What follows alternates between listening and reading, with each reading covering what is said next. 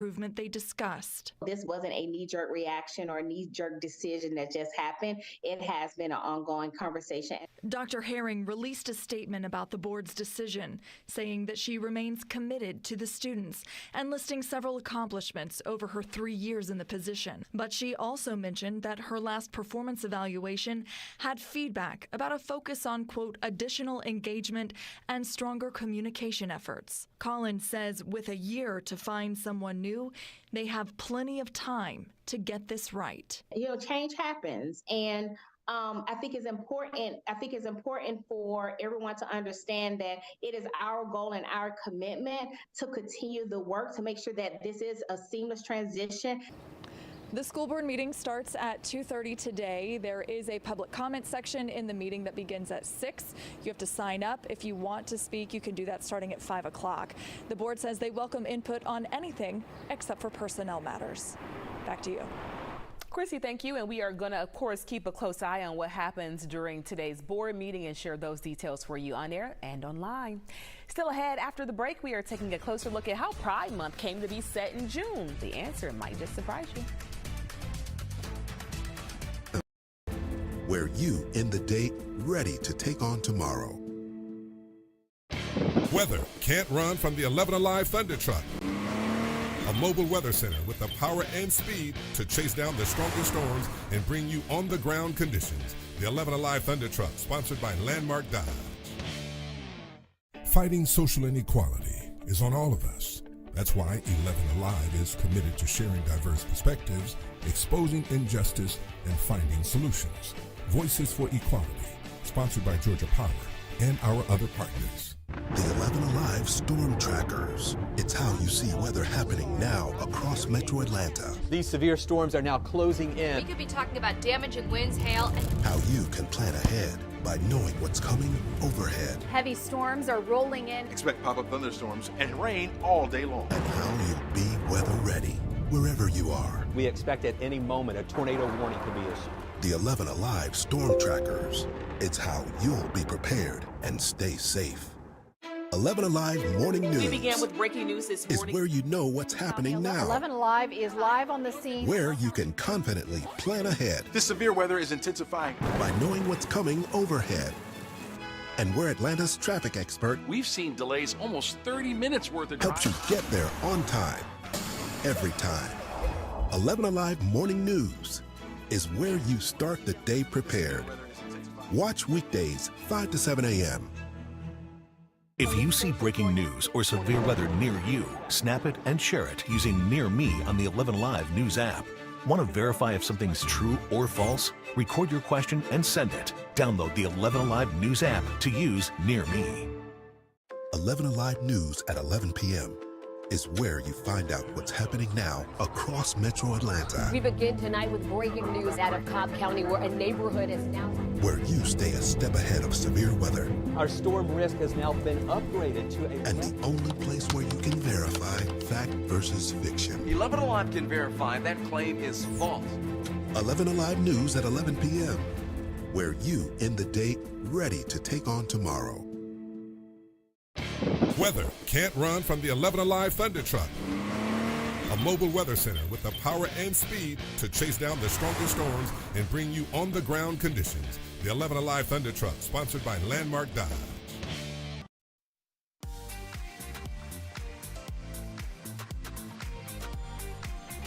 June is Pride Month, a time to reflect on how LGBTQIA Americans have strengthened our country. And over the weekend, support came with a pair of sneakers. A record number of runners came out to Piedmont Park for the annual Atlanta Pride 5K run. Since in 1991, the Atlanta Pride run has served to bridge the gap of awareness while also raising money for people impacted by HIV.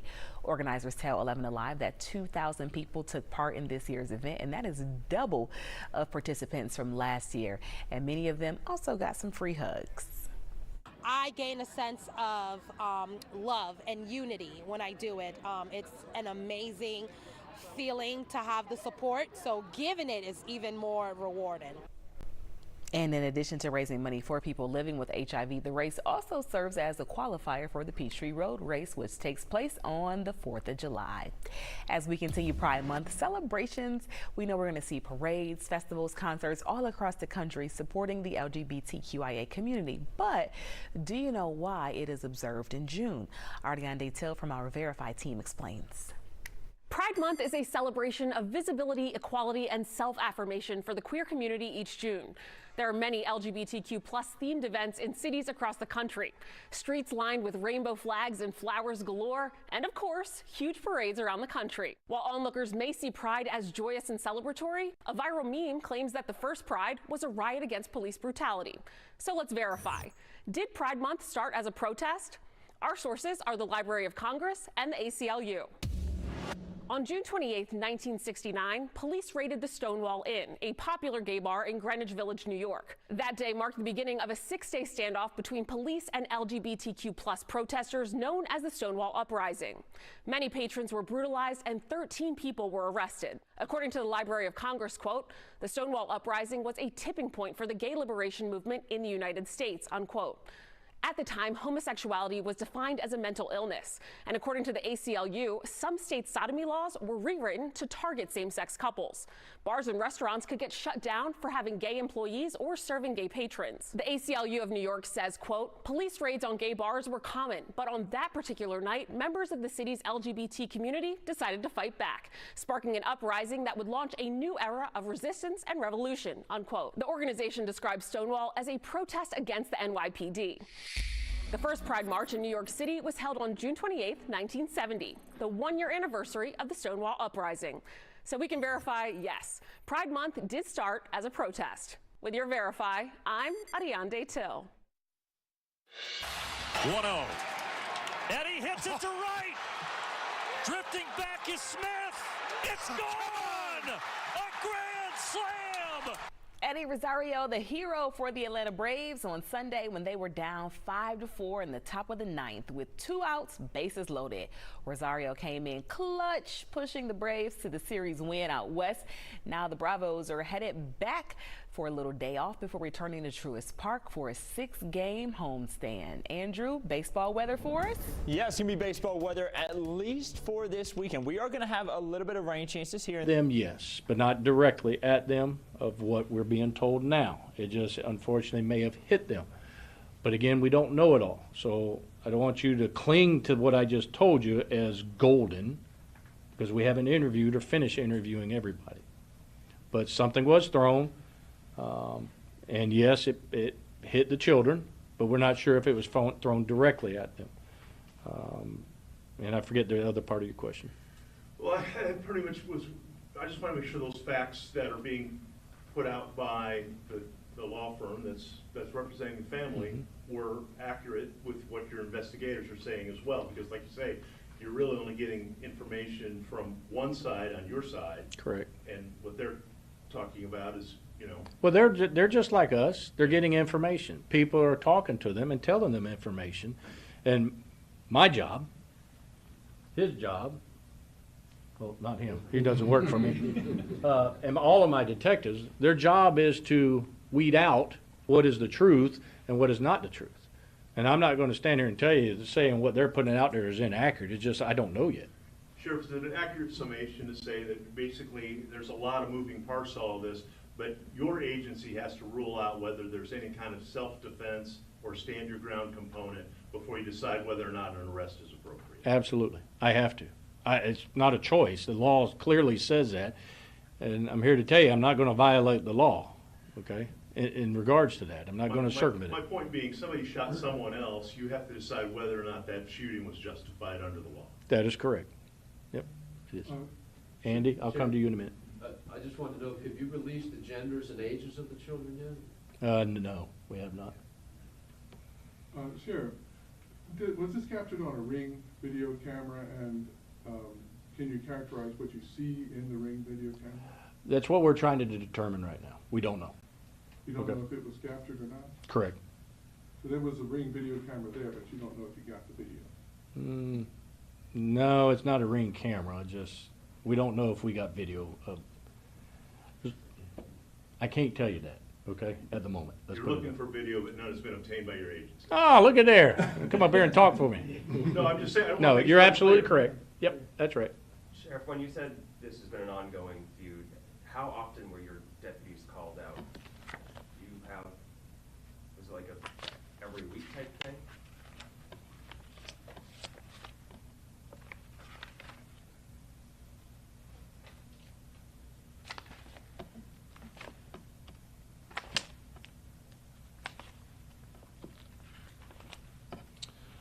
Well, my last report here is,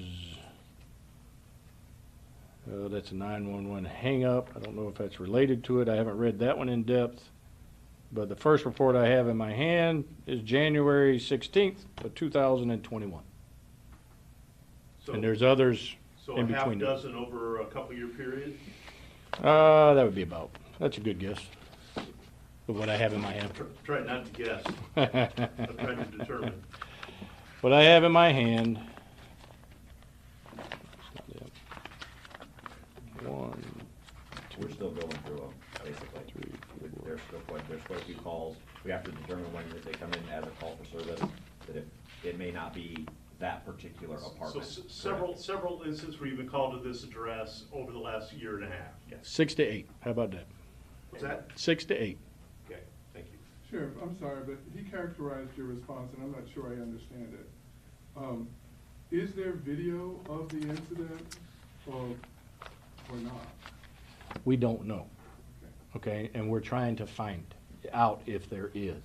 Okay, because in today's age and technology, people in a neighborhood, there's going to be somebody that's got a Ring camera, and we're trying to find out if anyone does. So we don't know.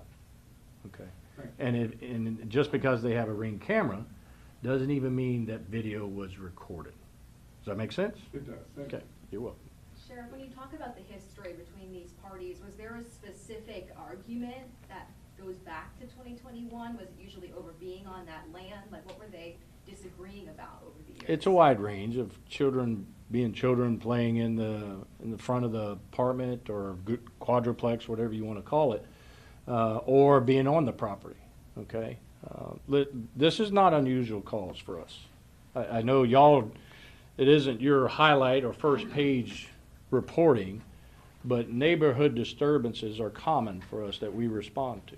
You know, whether it be a tree limb that's over into their yard or the neighbor cutting the tree limb because the tree was on their property. These things occur on a regular basis. So we don't have all of the information. Okay, so what we do know right now, it had to do with the children. Okay. Sheriff, the issue of the iPad being thrown, sorry, I'm an old newspaper reporter, so I'm trying to make sure I have it straight. What she's saying is she threw the iPad, but she wasn't trying to hit the kids, it just hit the kid. Is that correct? Still ongoing. That's part of the things that we're trying to learn from the children. In other words. Trying to get more information. Okay, I mean, you had said someone threw an iPad. We're saying in other words, an iPad was thrown, was what you said. Does that mean that she threw an iPad? No, let me correct you. If I implied that one was thrown, that's not what I'm implying. I'm saying this is information that we're being told and we're trying to rule it out or confirm it, okay? That's what I'm trying to convey to you. I don't know all the facts. We don't have it all because we're only in the birth of this whole crime, the beginning of it. Thank you, Sheriff. Now, the issue of the lot where they were playing, is that her property where they were playing? Well, one, I'm not going to dispute that on TV at this moment, so I don't know. But again, that's not unusual for us to deal with. People always saying, this is my property line, this is my property, it's not my property. We don't ever know. Most of the time it ends up to be in a civil dispute in those type of cases. So. Sheriff, we're not looking to split hairs, but just want making sure for clarity. Mm-hmm. Earlier, I believe you said, and I haven't gone back to obviously review it, but I believe you said something was thrown. Correct. A child was hit, and you guys are trying to get to the bottom of whether or not that act of something being thrown was an intentional act to try to hit a child. I can't say if it was an intentional I'm act. saying you're trying to determine if it was an Correct. I'm trying to determine if Something intentional. was thrown I've and a got- child was hit. Here's what I do know that was Something was thrown. thrown by the woman who fired the shot. Here's what I do know that was thrown. It's a pair of skates. Correct? Yep. That's what I do know as of this moment. It was a pair of skates that was thrown at the children. Now, whether it was thrown directly at them, that's what we're trying to confirm. But something was thrown and a child was hit, and it was thrown by the person who you're being investigating on this shooting. Correct. Yep. Yeah. Listen, somebody threw something at my child, I'd be pissed off. To be frank with you, okay? It's the truth. I mean, what parent wouldn't be? Who wouldn't be upset at that? Regardless if they intentionally threw it directly at them or not. I'd be upset at my kid. I mean, upset at the individual throwing it at my kid. All right. No other questions? Thank you very much. Oh, Sheriff, I'm sorry. Any kind of sense of time frame on this? Y'all ask me that all the time. When we're concluded, I promise you, you'll know. That's what I'll promise you. Okay, thank you. All right, everybody, that was the latest there coming out of Marion County, Florida, on the update over a deadly weekend shooting. We are going to take our final break here of this hour on Live Now from Fox. State Department briefing is on deck. We will take that when it happens live. And, of course, any other breaking news, we got you covered right here on Live Now.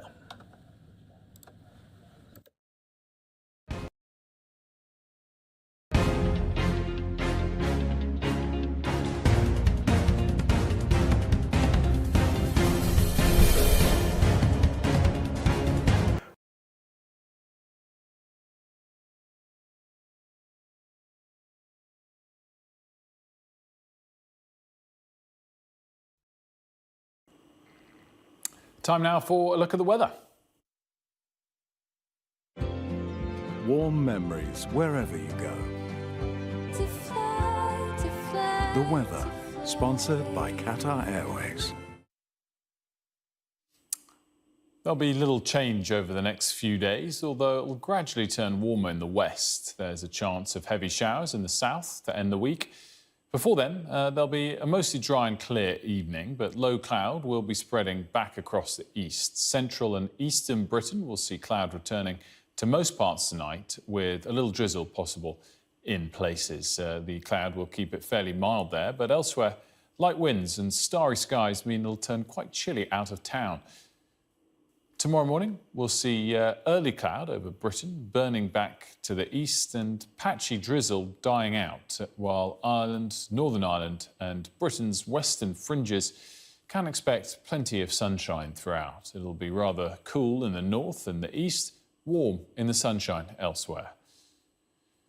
The afternoon will bring little change, but cloud bubbling up in the west may bring Ireland, Northern Ireland and Western Scotland a light shower or two.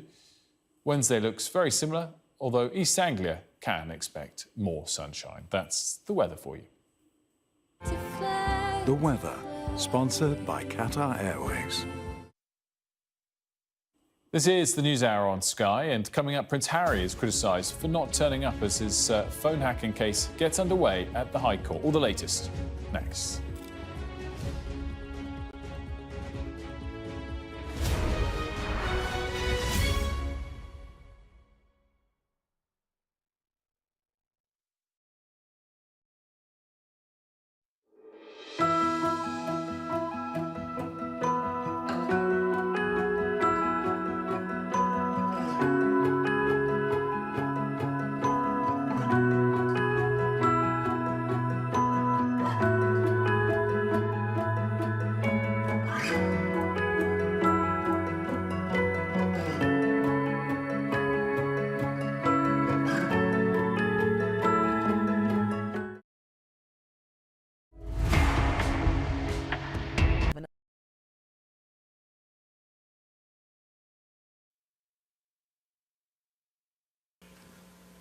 Last month, we marked 75 years since the founding of the State of Israel.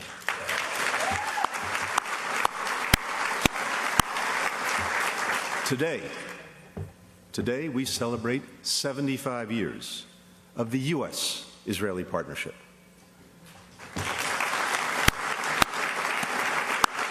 Now, you all know this very well.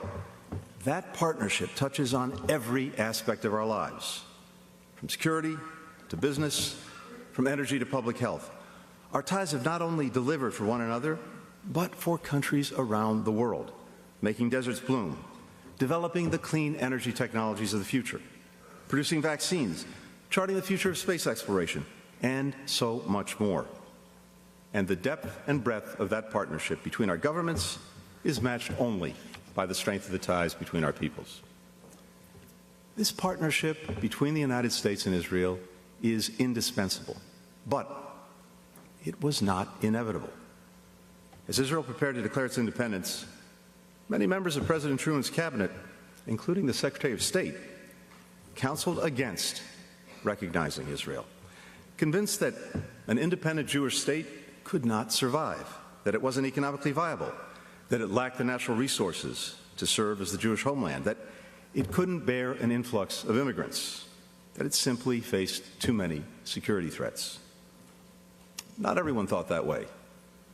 My grandfather, Maurice Blinken, who founded the American Palestine Institute after the Second World War, initiated a report before independence that argued that the Jewish state was indeed possible, that it would in fact be easier to support 2 million Jews than the present 600,000. That report helped convince many skeptics, including within the United States government. Others in the country similarly had faith in Israel's future and found the courage to speak out against the prevailing wisdom. Public servants like White House counsel Clark Clifford, who argued that Israel could be the first democratic government in the Middle East. Everyday Americans like Missouri businessman Eddie Jacobson, who convinced President Truman to meet with Chaim Weizmann, and, of course, President Truman himself. President Truman never wavered in his decision to extend recognition to the new Jewish state. He said, and I quote, "I had faith in Israel, even before it was established. I knew it was based on the love of freedom, which has been the guiding star of the Jewish people since the days of Moses. I believed that it had a glorious future before it, not just as a sovereign nation, but as the embodiment of the great ideals of our civilization. Today, our partnership remains rooted in those shared ideals and that shared history. But its success depends on our commitment not just attending it, but renewing that bond and recommitting to the democratic values that are at its heart, and to do that each and every day. So today what I'd like to do is talk to you a little bit about what our administration is doing to strengthen the relationship between our countries at what is a historic moment for both of our countries and the world. And it's easy to throw about words like historic and unprecedented, but as President Biden says, we are genuinely living through an inflection point, a point that comes around every 6 or 7 generations, where the changes are so profound around the world that we have to find ways to navigate those changes together and to do it effectively. Now, we have to start from this. The U.S.-Israel relationship is underwritten by the United States' commitment to Israel's security. I would like to share that with you commitment all my... is non-negotiable. It is ironclad. Dude, no fucking way!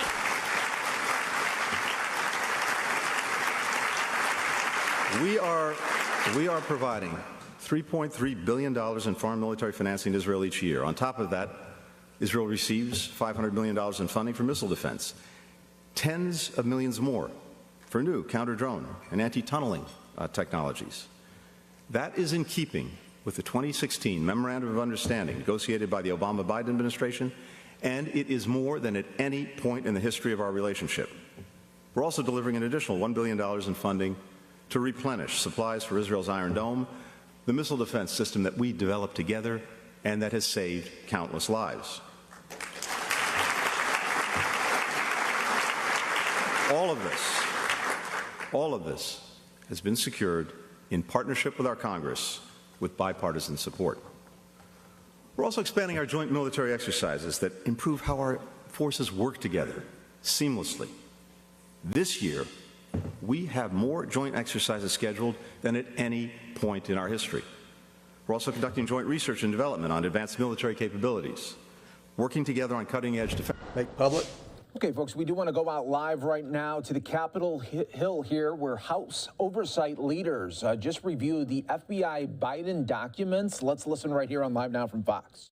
An ongoing investigation. The confidential human source who provided information about then Vice President Biden being involved in a criminal bribery scheme is a trusted, highly credible informant who has been used by the FBI for over 10 years and has been paid over 6 figures. These are facts, and no amount of spin and frankly lies from the White House or congressional Democrats can change this information.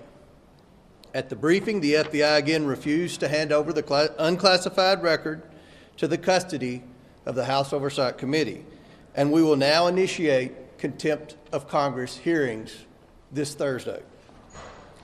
Given the severity and complexity of the allegations contained within this record, Congress must investigate further. Americans have lost trust in the FBI's ability to enforce the law impartially and demand answers, transparency, and accountability.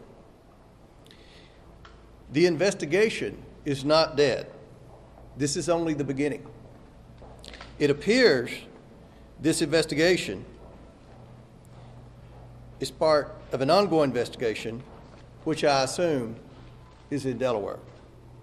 The Oversight Committee will follow the facts and be transparent to the American people with our findings. I'll be happy to answer a couple questions. Yes, sir. Are we talking about, Congressman Comer, are we talking about just one document, or are we talking about several documents? And what could these documents actually hold? Could they end up showing more Biden family business dealings with other countries? This document was dated, I think you all know this, from the subpoena in July 30th, 2020. The claims made in the document are consistent with what we found and disclosed to you all in Romania. It suggests a pattern of bribery where payments would be made through shell accounts and multiple banks. And there's a term for that, it's called money laundering. And that, again, is what the majority of the suspicious activity reports also said. So we feel that this accusation is consistent with a pattern that we're seeing, frankly, in other countries too. And multiple documents? We believe there are multiple documents. Mr. Chair, yes. Why do you need the document in hand? You just got a chance to view it, so why do you need it, and why move forward with contempt when the FBI says they're cooperating in good faith? Well, let's just look at what I've read in a lot of the media accounts. And with statements that Ian Sams has made from the White House that, you know, there's no merit to this, this is crazy, this is a conspiracy theory.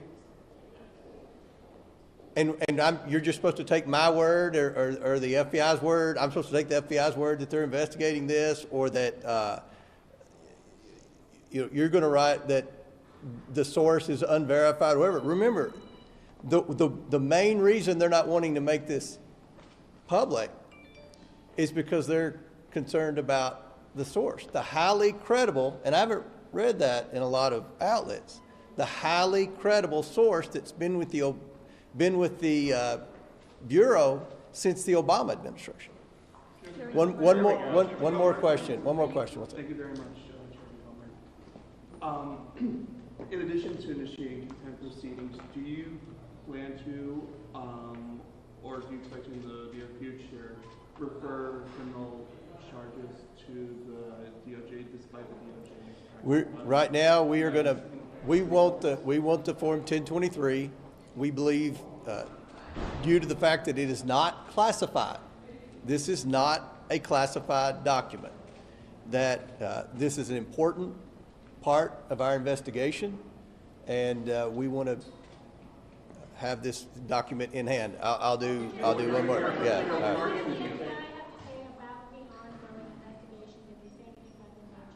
All I know is there's an ongoing investigation. They confirmed there's an ongoing investigation using this information. I assume that ongoing investigation is in Delaware. I don't know that, but I assume that. Can you break down why that's your assumption? I'm sorry? Can you break down why that's your assumption or what information you have to support that? Say that one more time.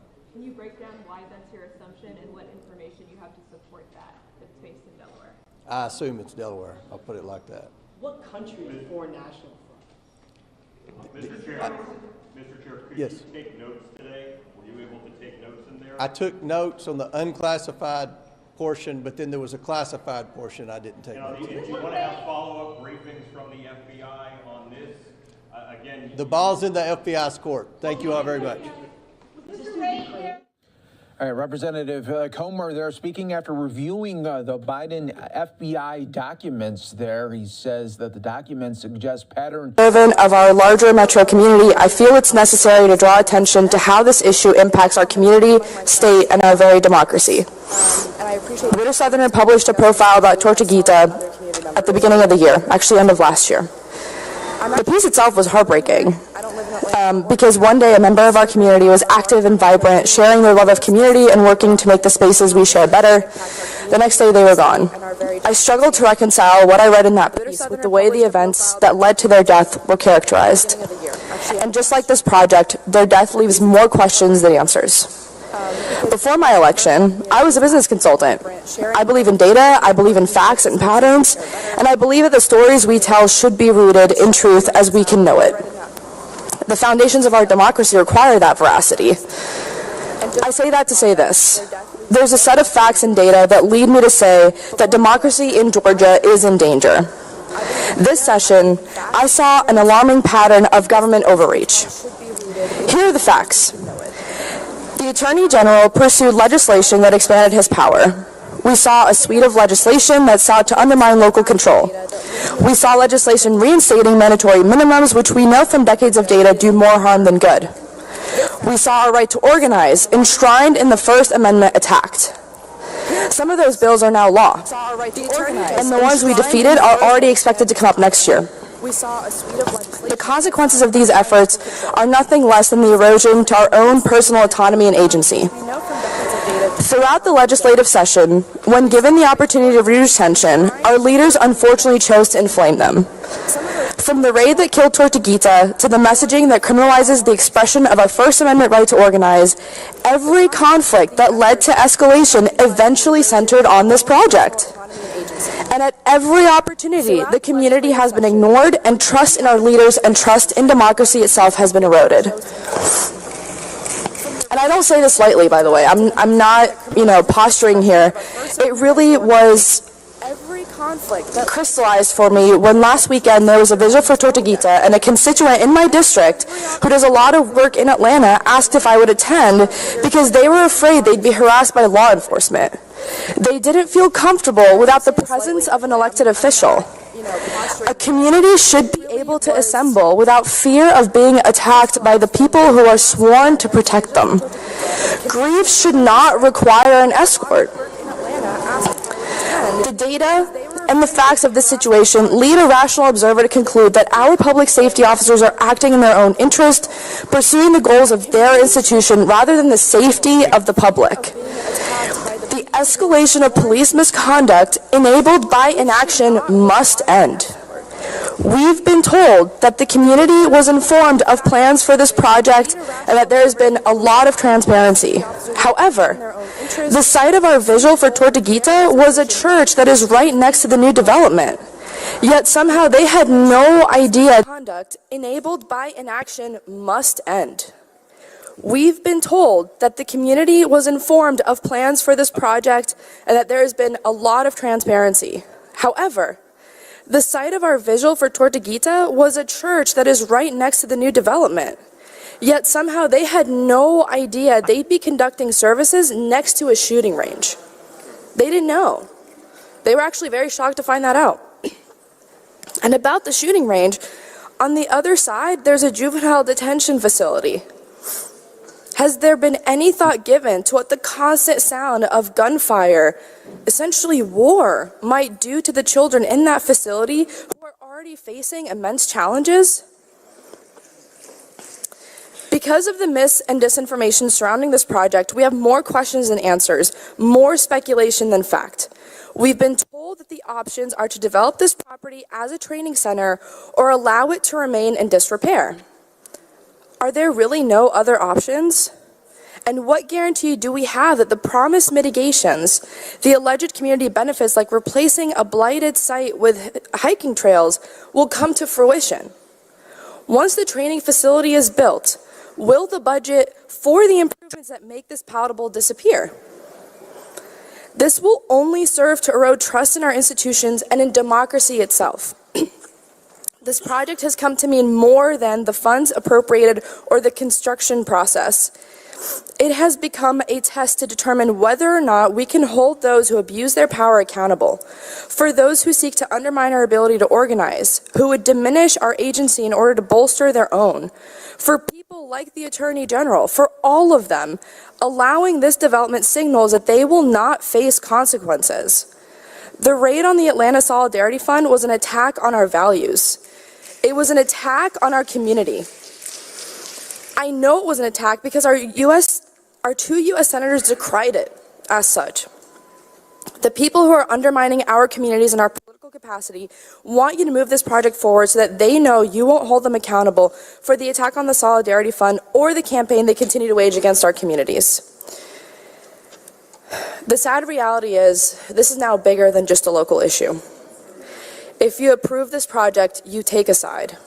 You side with those who are undermining progress for the sake of their own authority. The means by which we protect the powerless, the institutions that help our neighbors navigate the increasingly punitive, expensive, and excessively convoluted legal system are at risk. Today, it's the bail fund. Tomorrow, it'll be abortion funds.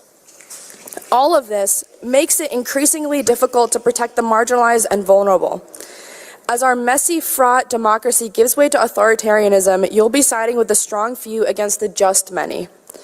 And that's why this issue requires my attention and the attention of the state. We're risking local control. We're risking democracy itself. And without action, without consequences, the bad actors in our community will continue to pursue this campaign that weakens all of us and all of our communities. So I'm here to ask you and implore you, please, table this project, recommit it. Let's find some answers to these just questions as it relates to everything from budget to funding to the consequences of building this facility in the place that we've chosen to build it. For your community and mine, your family and mine. Today you'll hear from hundreds opposed to this project. Not everyone will be polished. It's not their job to be. I hope you'll hear the concern and anguish this has caused and take this as an opportunity to restore faith in our governing bodies. It's why I personally ran for office, because I firmly believe that we can restore trust in our institutions, but we can only do that if we listen to the people who got us here. I thank you for your time. I thank you for your deliberation. Thank you. Thank you, Representative.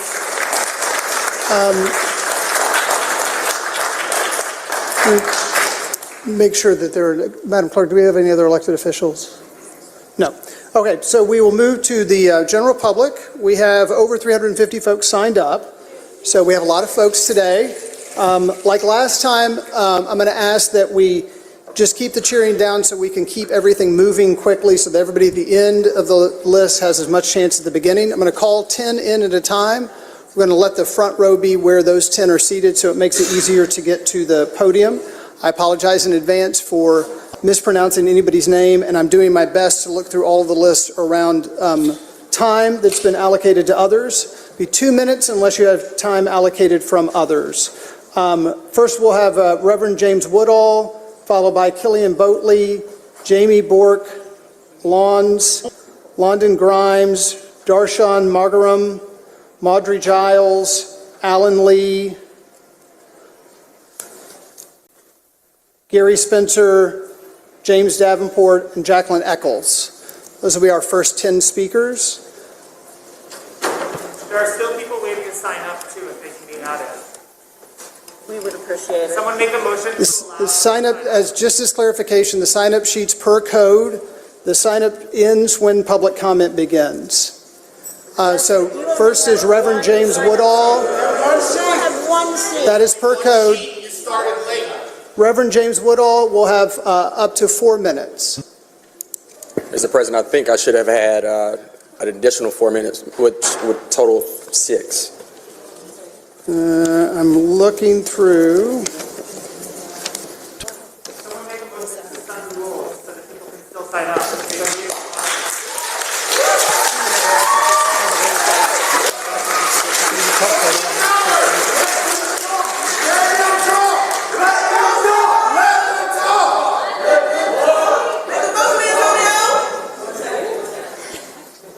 So I have my laptop. We don't should have had one sheet.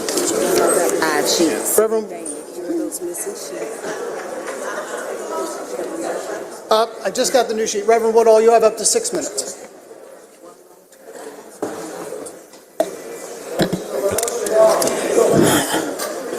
Make a motion.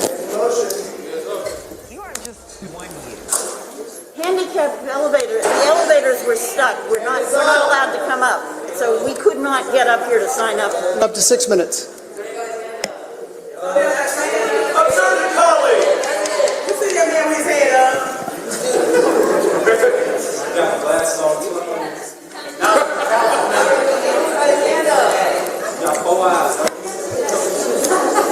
Mr. Lewis? I want to do this the right way. I want to ask the parliamentarian to make sure that I make the right motion to suspend the rules to make sure that everybody can talk. So can you tell me? But we cannot clap. But we can't. So to make sure we keep, because we can do this the right way, and decorum is different. Because we run this space right here. That's how we was able to do this right here. And so I want the parliamentarian to show me how to do that the right way, but also to hope that we don't clap till we snap so everybody can talk the right way. And so can you tell me how to do that, parliamentarian? And Mr. Lewis, you have a second. And I got a second there's a already. motion to suspend the rules to Allow, just for one portion now, so we don't, to keep the quorum, for one portion, can we suspend the rules to allow, I tell you, to allow public comment to go on long, for everyone who comes to past 2 p.m. to sign up to 2 p.m., up to 2 p.m. Up to 2 p.m. Up to 2 p.m. Because the line was so long today, it may take an extra 60 minutes. And so for this one part, up to 2 p.m., everybody who gets in before 2 p.m. to be able to speak today. So Mr. Lewis making a motion to extend the sign up until 2 p.m. Councilmember Waits, are you a second on that motion? I'm a second, and also I think given the seriousness of the vote and the fact that we're talking about a $67 million conversation, I think it's in order. So I would like to ask the law department, because the public comment is in code, and so I want to ask the ability of council through a motion to change code. Good afternoon, Amber A. Robinson, City of Atlanta Department of Law. There are 2 issues at hand. No, ordinance cannot be waived by a motion of the council. An ordinance can only be waived by another ordinance. An ordinance requires 2 reads of council and thus cannot be accomplished on the floor during one meeting. Also, there would be constitutional issues with taking this action. So, Mr. Lewis. And so I want to bring the parliamentarian in, because I want to listen to the parliamentarian to let us know first. Parliamentarian is, I'm happy to let him speak, but he's let me know that he agrees with the interpretation of law. Okay, and that's the furthest we can go from on this. So I would have to rule your motion out of order because it is not an ordinance. Councilmember Boone? Yes, Mr. President, to the law department and to this body, we received emails at apparently 11 o'clock stating that there was only one sign-in sheet, which means that the law department, I would like to ask Ms. Amber Robinson to confer with the city attorney to make sure that we were ready to receive this body. We are hearing that there was only one sign-in sheet. That is not acceptable.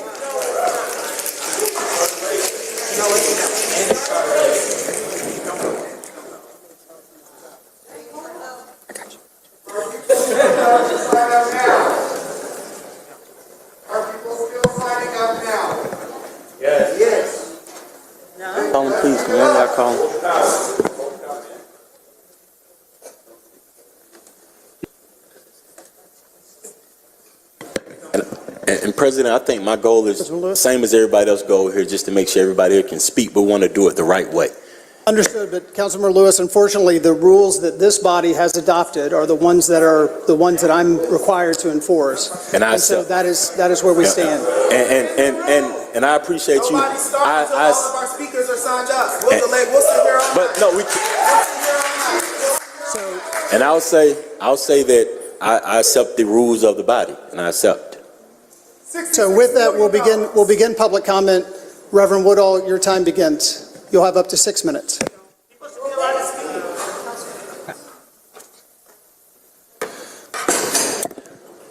To the members of this body, my name is Reverend James Woodall, and I work at the Southern Center for Human Rights. And one, I want to be very clear that the precedent that this proposal and the process that we have experienced has set our expectations very, very low, quite frankly.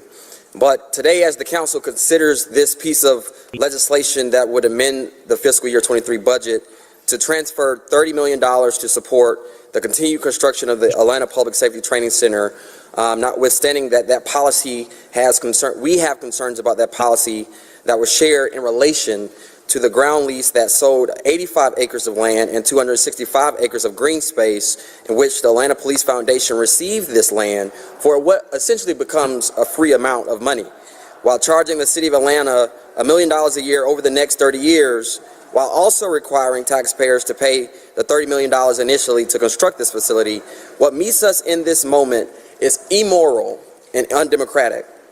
Response by city and state officials to conduct surveillance operations on opponents of this facility's construction, the subsequent arrest and prosecution of individuals protesting this facility to be called domestic terrorists, the criminalization of mutual aid organizers as criminal, and subsequently using militarized law enforcement units to raid and arrest these individuals is morally reprehensible and a severe violation of every tenet of American democracy.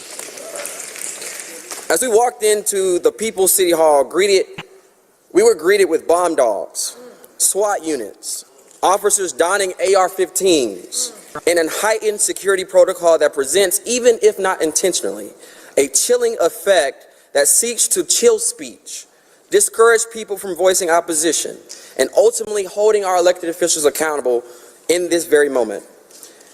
That reality demonstrates why thousands upon people oppose this project. Because it is true that many of those who oppose this facility have a severe dislike for police. And that is their right as Americans. That is their God-given right.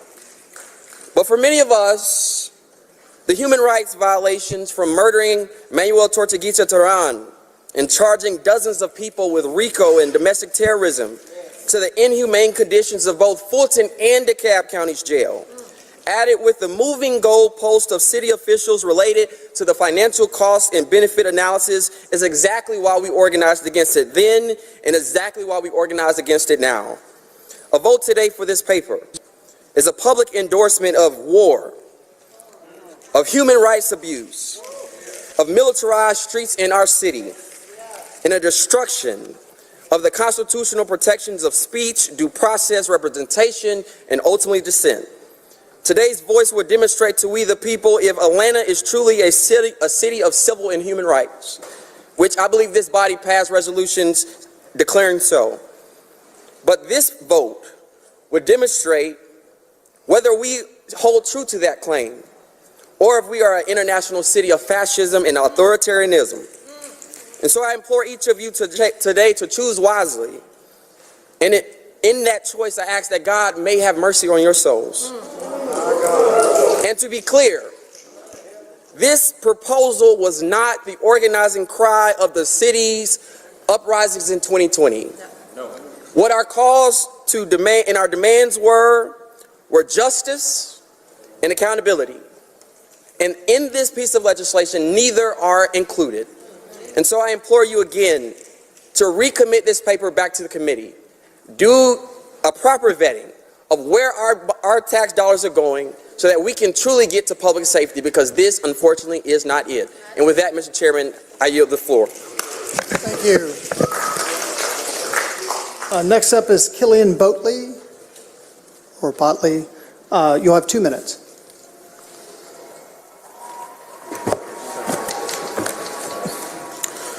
Good afternoon, ladies and gentlemen. My name is Keelion Boatley. In 2017, I was accepted to become a police officer. I was instructed to arrive at the APD Academy.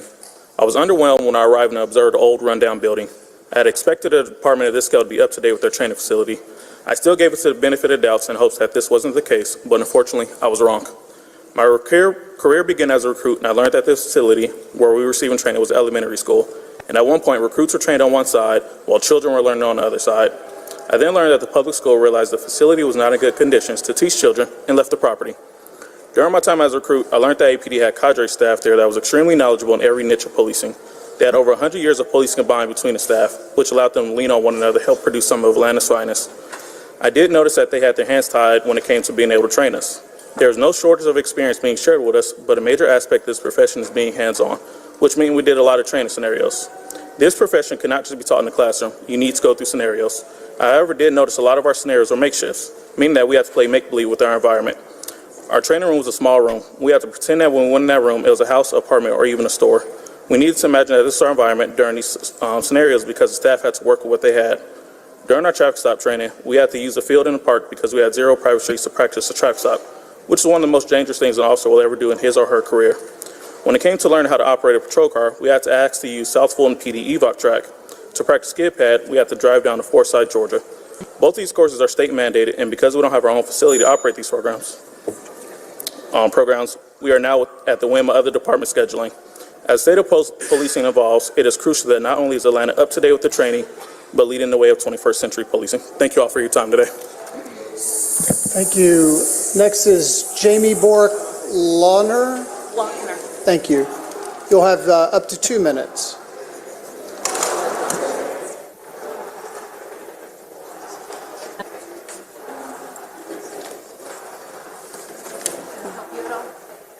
Need to find my glasses. I'm sorry.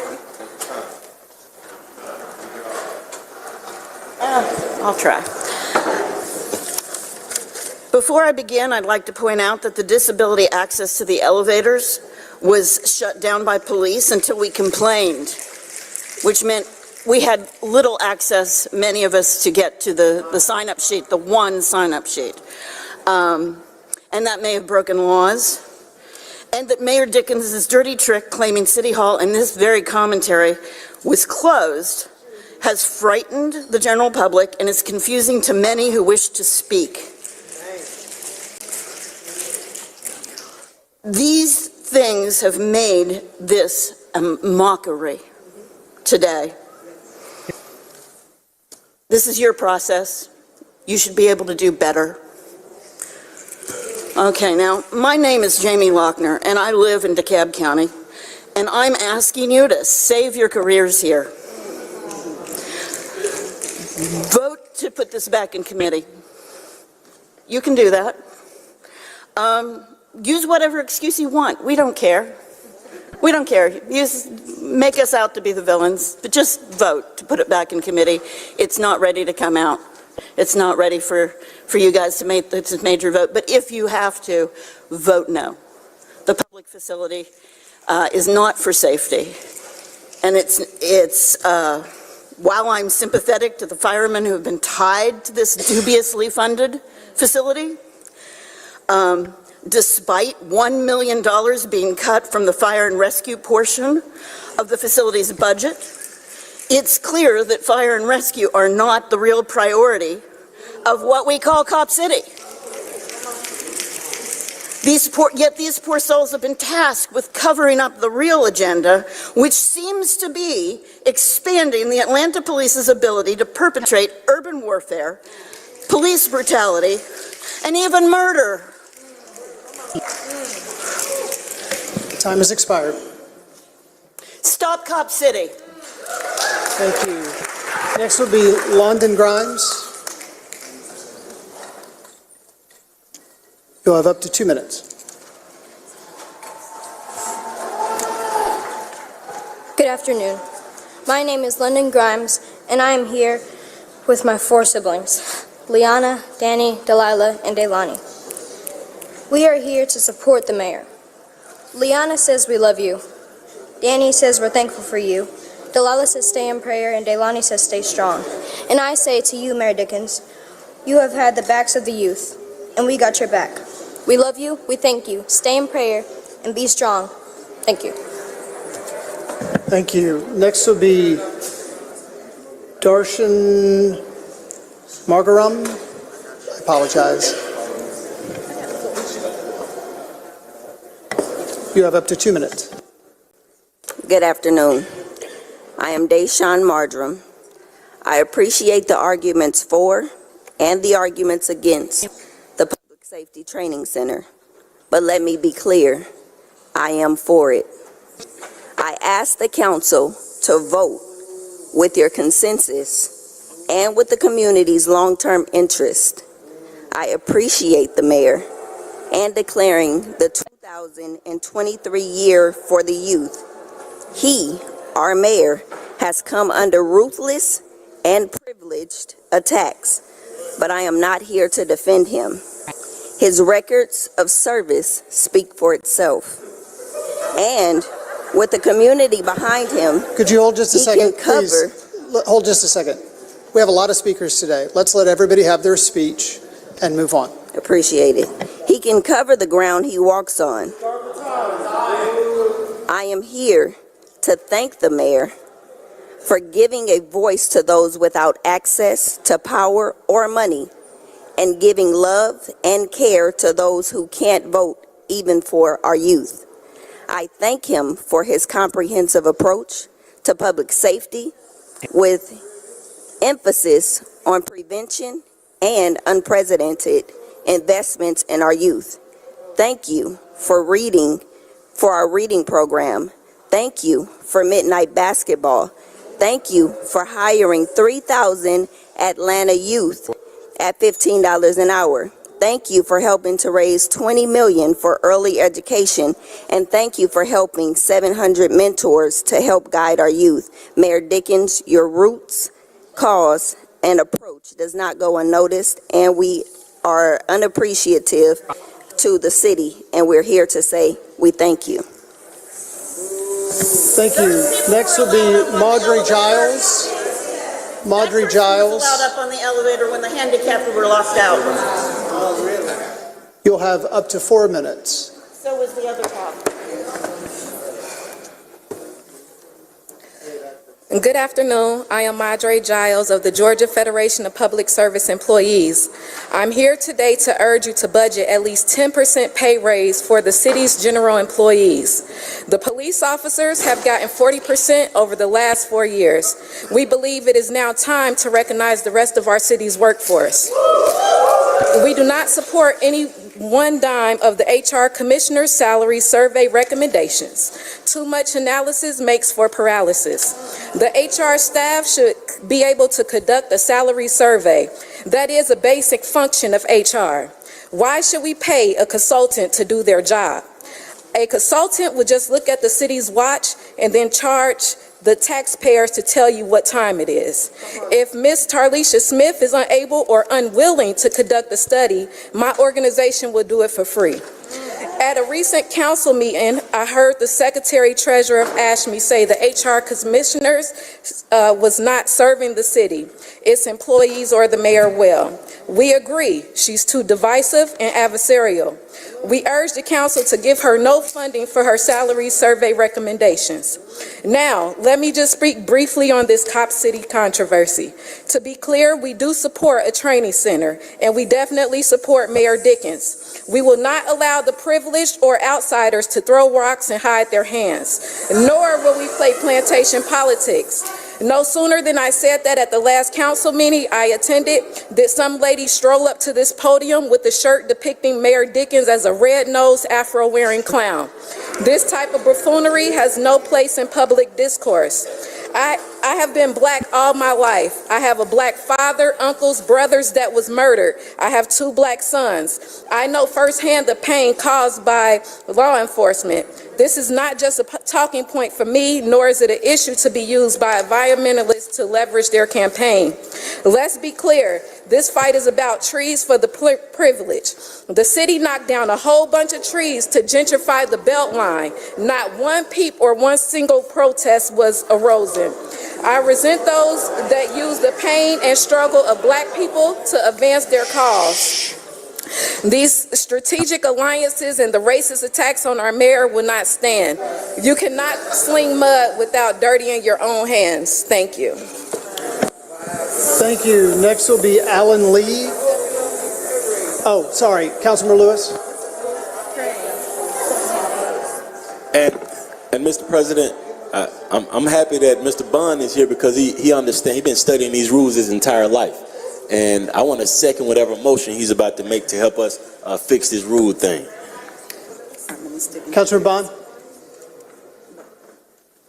Thank you, Mr. President. Thank you, Mr. Lewis, and I apologize that I was a wee bit tardy. But I'd like to make a motion to go in committee of the whole to hear from the public that's on the issue of the training center. Second.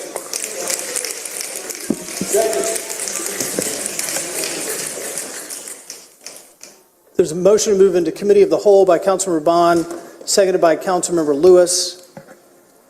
Is there any discussion on the motion to move into committee of the whole? Councilmember Juan. So how does that work? So we go into committee of the whole, it's like a committee meeting, and we go into unlimited time per speaker. Is that the intent? I mean, I just want to understand before we go in that direction. Councilmember Bond. Thank you. Thank you for the question, Councilmember Juan. Going into committee of the whole, I would be open to a friendly amendment for a certain period of time for those who have not yet signed up to speak. I sent a text to the group earlier today suggesting that we, at a minimum, allow those who are in line when who are in line to sign up be allowed to speak in much the same way as people who are in line to vote when the polls close at 7 o'clock are also allowed to participate and use their franchise. So I would be open to a friendly amendment for that or some similar suggestion.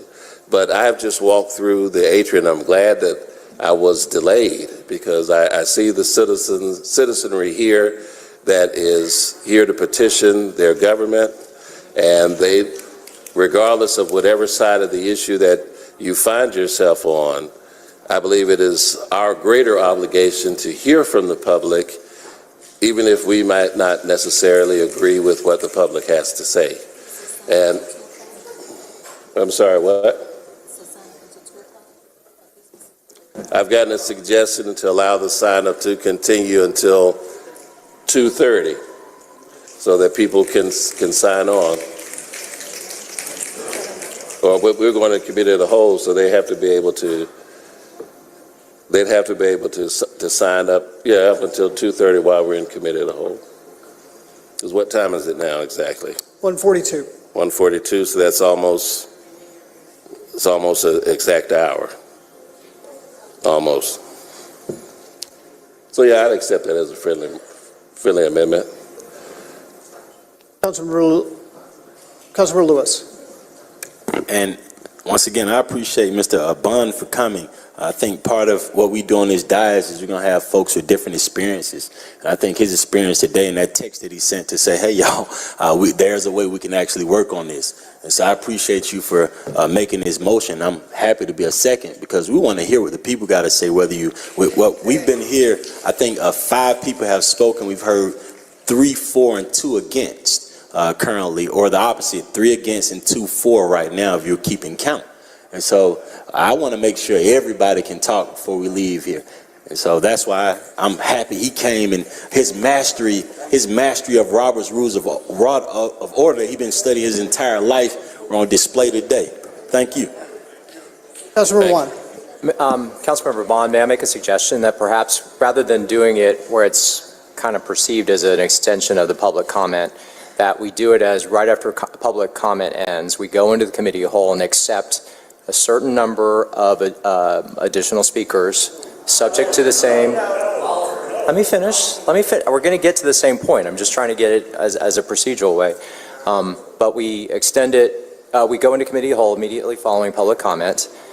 We say that there's a certain number, that we would have estimated would have been able to miss the sign up, subject to the same 2-minute rule, and that, they can hand off and whatever. So you're accomplishing the same thing, but it's not simply acknowledging that it's an extension of public comment. Does that make sense?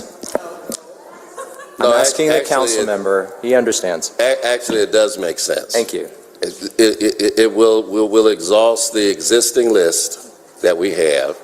People who are outside can continue to sign up and then we will go into committee of the whole to hear from the second group as soon as we've exhausted the first list. Right, but I would say rather than a certain set of time, I would say a number, and I defer to you in terms of what you think an extra hour sign up would have been, but do it that way so that it's legally defensible. Well, how many people are signed up presently? So how long? 350 are already signed up? Correct. Oh, wow. Councilmember Bond, roughly 357, give or take. There are a few markouts, but 350. How much more time do we think we need? Is it that hours? I like the voting room you put in. Here all night.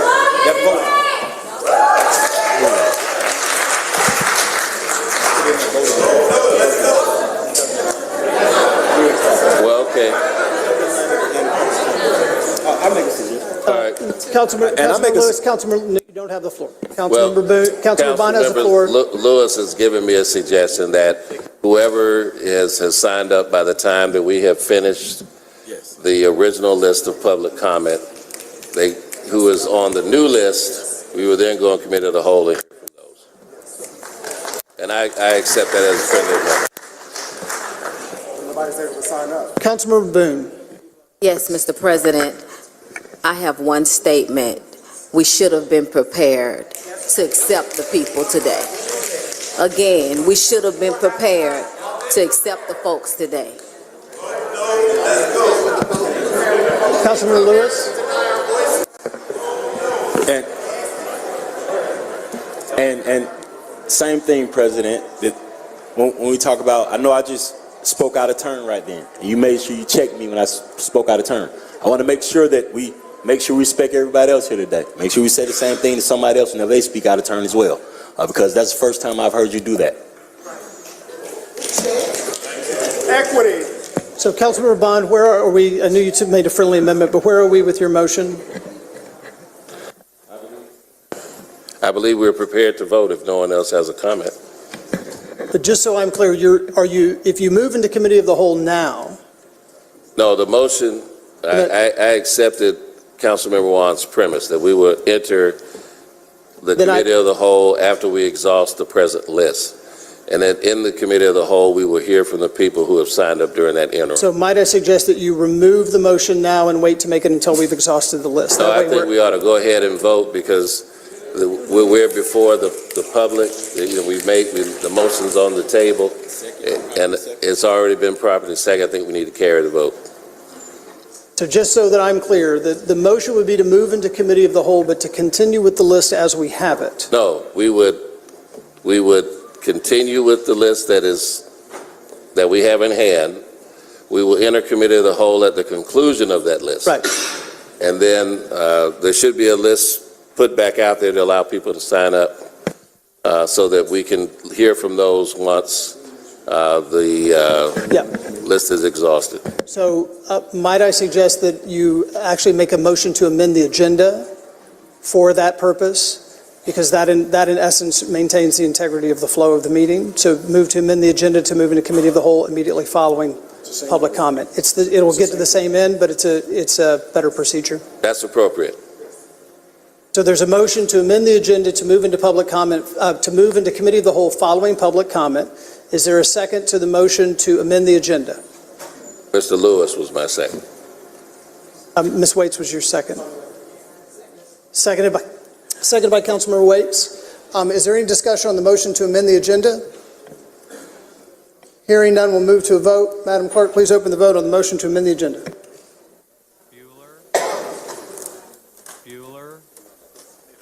The vote is open.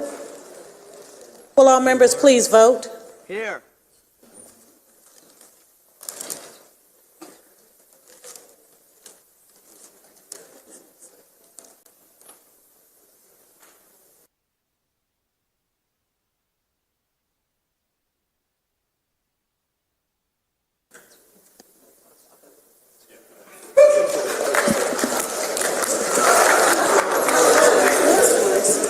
vote is closed. 12 yeas, 1 nay. 12 yeas, 1 nay, the motion carries. So just for the public's explanation, we will move through the entire list as we have it for public comment, and then the agenda now reads that we'll move into committee of the whole with the intent to hear additional public comment before moving through the rest of the agenda.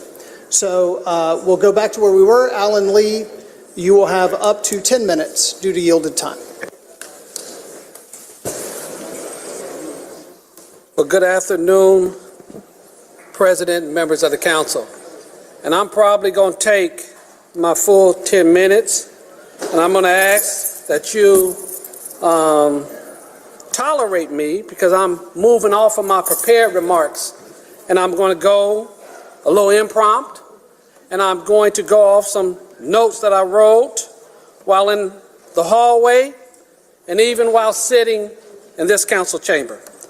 Today I had originally come to speak against the name of Tarlisha Smith, the HR Commissioner for the City of Atlanta.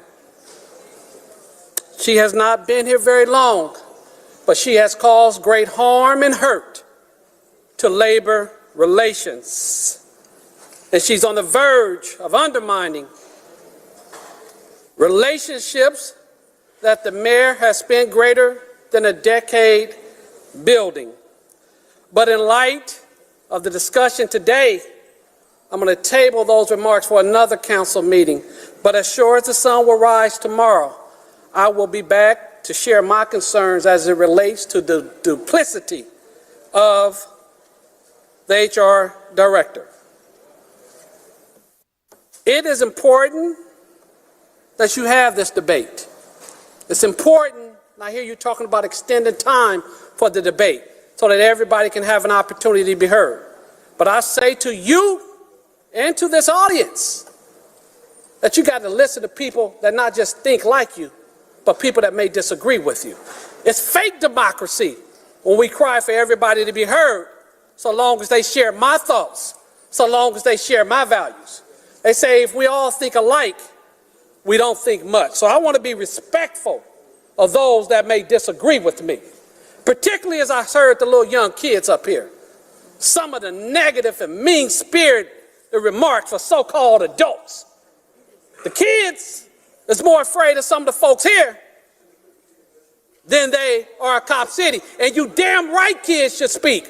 We should encourage our kids to be engaged in democracy. This is Civics 101. We should not use nobody as a prop. We should not use nobody as a prop. We shouldn't call things multiracial unless they're multiracial. We should not say this is about public safety if it's about trees. And I rock and roll with the environment. I really do. That's a great cause. But let's not use the hurt and the harm and the pain of people to advance our cause. I want it to be multiracial. I want it to be black, white, and brown. I want it to be abolitionists, environmentalists, gay, straight, and everything in between. But just because we say it don't mean it's so. So let me say this, and I want to include the immigrants. I want to include everybody.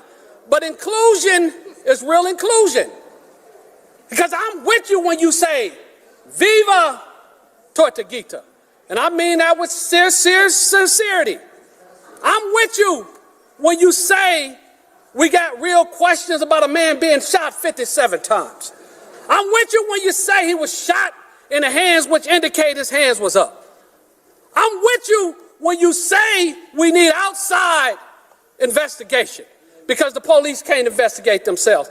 I'm with you when you say Governor Kemp is full of shit with his talking points. But let me be clear. We can't land together if we can't talk together. Let me say to the folks behind me, please allow me to speak. I promise not to interrupt you. Please allow me to speak. Please allow me to speak. Wait a second. Please allow me to speak. Please allow me to speak, and I won't interrupt Audience members, my job Please, wait 1 minute. Wait 1 minute. My job is to control the chamber. Please. Let me do my job. Let me do my job and let everybody speak their piece today. Let me do my job. Please continue. Thank you. And I'm going to watch my tone. But let me say this. I cover the ground I walk on. I ain't worried about nothing or nobody. So let me clear that. And I'm going to ask that I get more time because I'm not engaged in the debate. I'm trying to address the council. And I'm going to say what I'm going to say. But I'm going to ask for more time because I keep getting interrupted.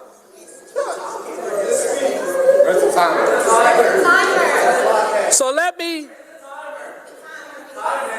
Would everybody, excuse me, hold on just a second. Guys, we have, stop just a second. Stop just a second. Can I speak now, please? There's only one person who's going to run the chamber today, and that's me. We're going to move through this. We got 357 people, and my first priority is that number 357 gets to speak, just like number 1 or number 10, no matter what they say. I would hope that you would have the same respect. You all have come down here, respect each other's time as much as you respect yourself. I would implore every speaker, no cursing. We have children in the chamber. We have children watching online. Now let's work together and move through so that everyone can say their piece without commentary. Please proceed. Well, thank you. And I do amend my remarks to call it bull manure. But let me say that in the spirit, because I've spent a lifetime engaging in civil disobedience. I spent a lifetime engaging in protest. I spent a lifetime advocating for those who don't have a voice, long before it became popular, long before it was funded. I've marched on the homes of some of Atlanta's most prominent elected officials. I've marched on city halls and had locks put on doors. So I'm all about protest and dissent. I'm reminded that Martin Luther King protested and engaged in dissent. Right here in Decatur, Georgia, I think he was sentenced, had no bail. Right here in Decatur, Georgia, sentenced to hard labor. Arrested some 29 times.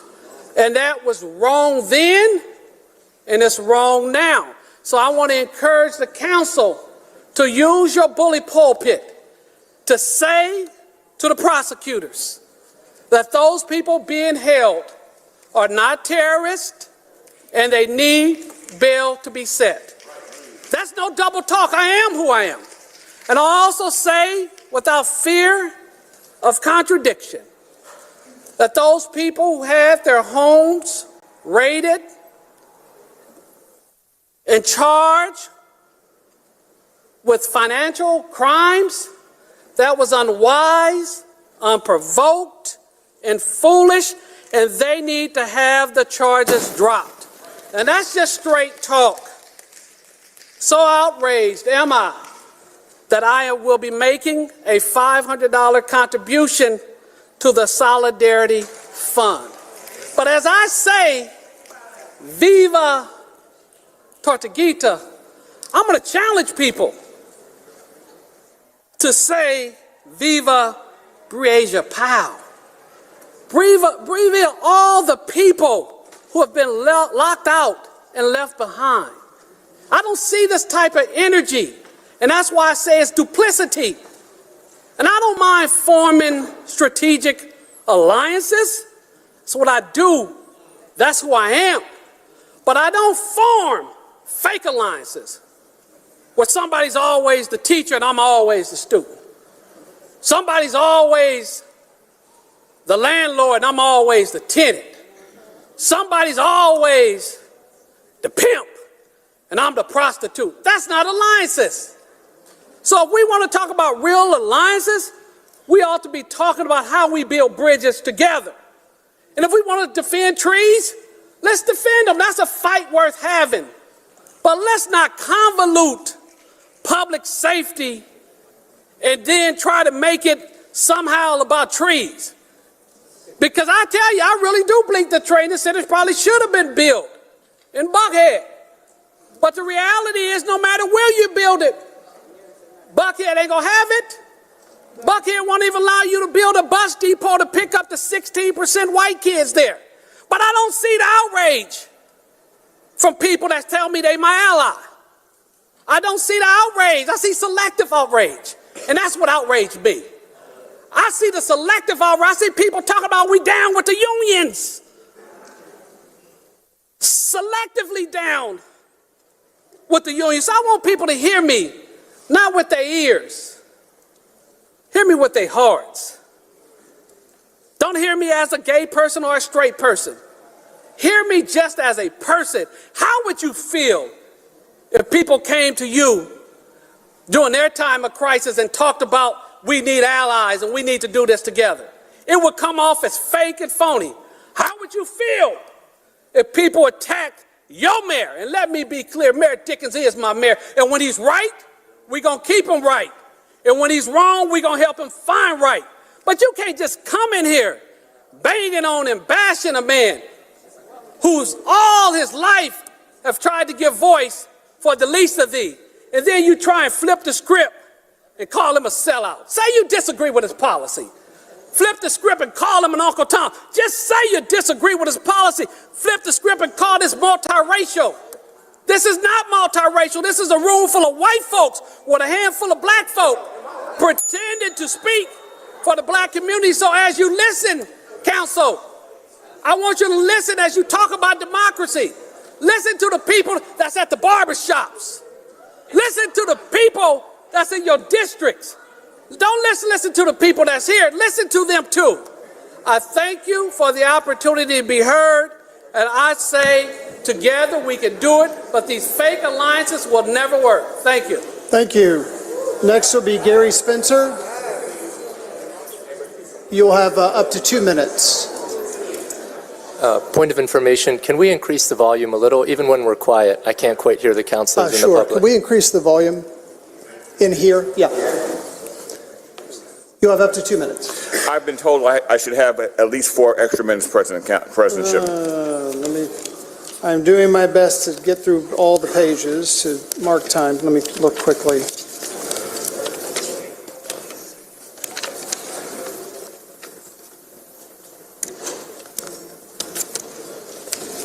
There's one.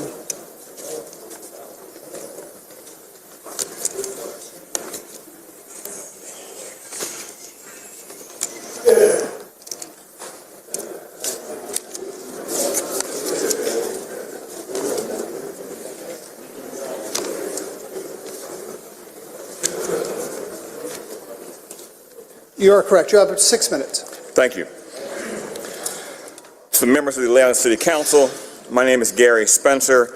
I serve as senior counsel to the NAACP Legal Defense Fund, and I'm a resident of District 12, where my council person is the Honorable Antonio Lewis. On behalf of the LDF, I urge the City Council to reject funding for the Atlanta Public Safety Training Center, also known as COP City. To be certain, what you are voting on today is a military facility. The proposed compound would make a mock city for training in urban warfare tactics, as well as burn buildings and shooting ranges. The policing promoted by this facility will not make Atlanta safer. In fact, it will put our communities, particularly our black and brown communities, in significant danger. Research shows that as police forces in the United States become more militarized, they become more violent. This is not only because of greater access to high-powered weapons and war zone training, but it is also because militarization instills a culture that permits and even encourages a greater use of force. It leads officers to develop an us versus them mentality that can lead them to view community members as the enemy.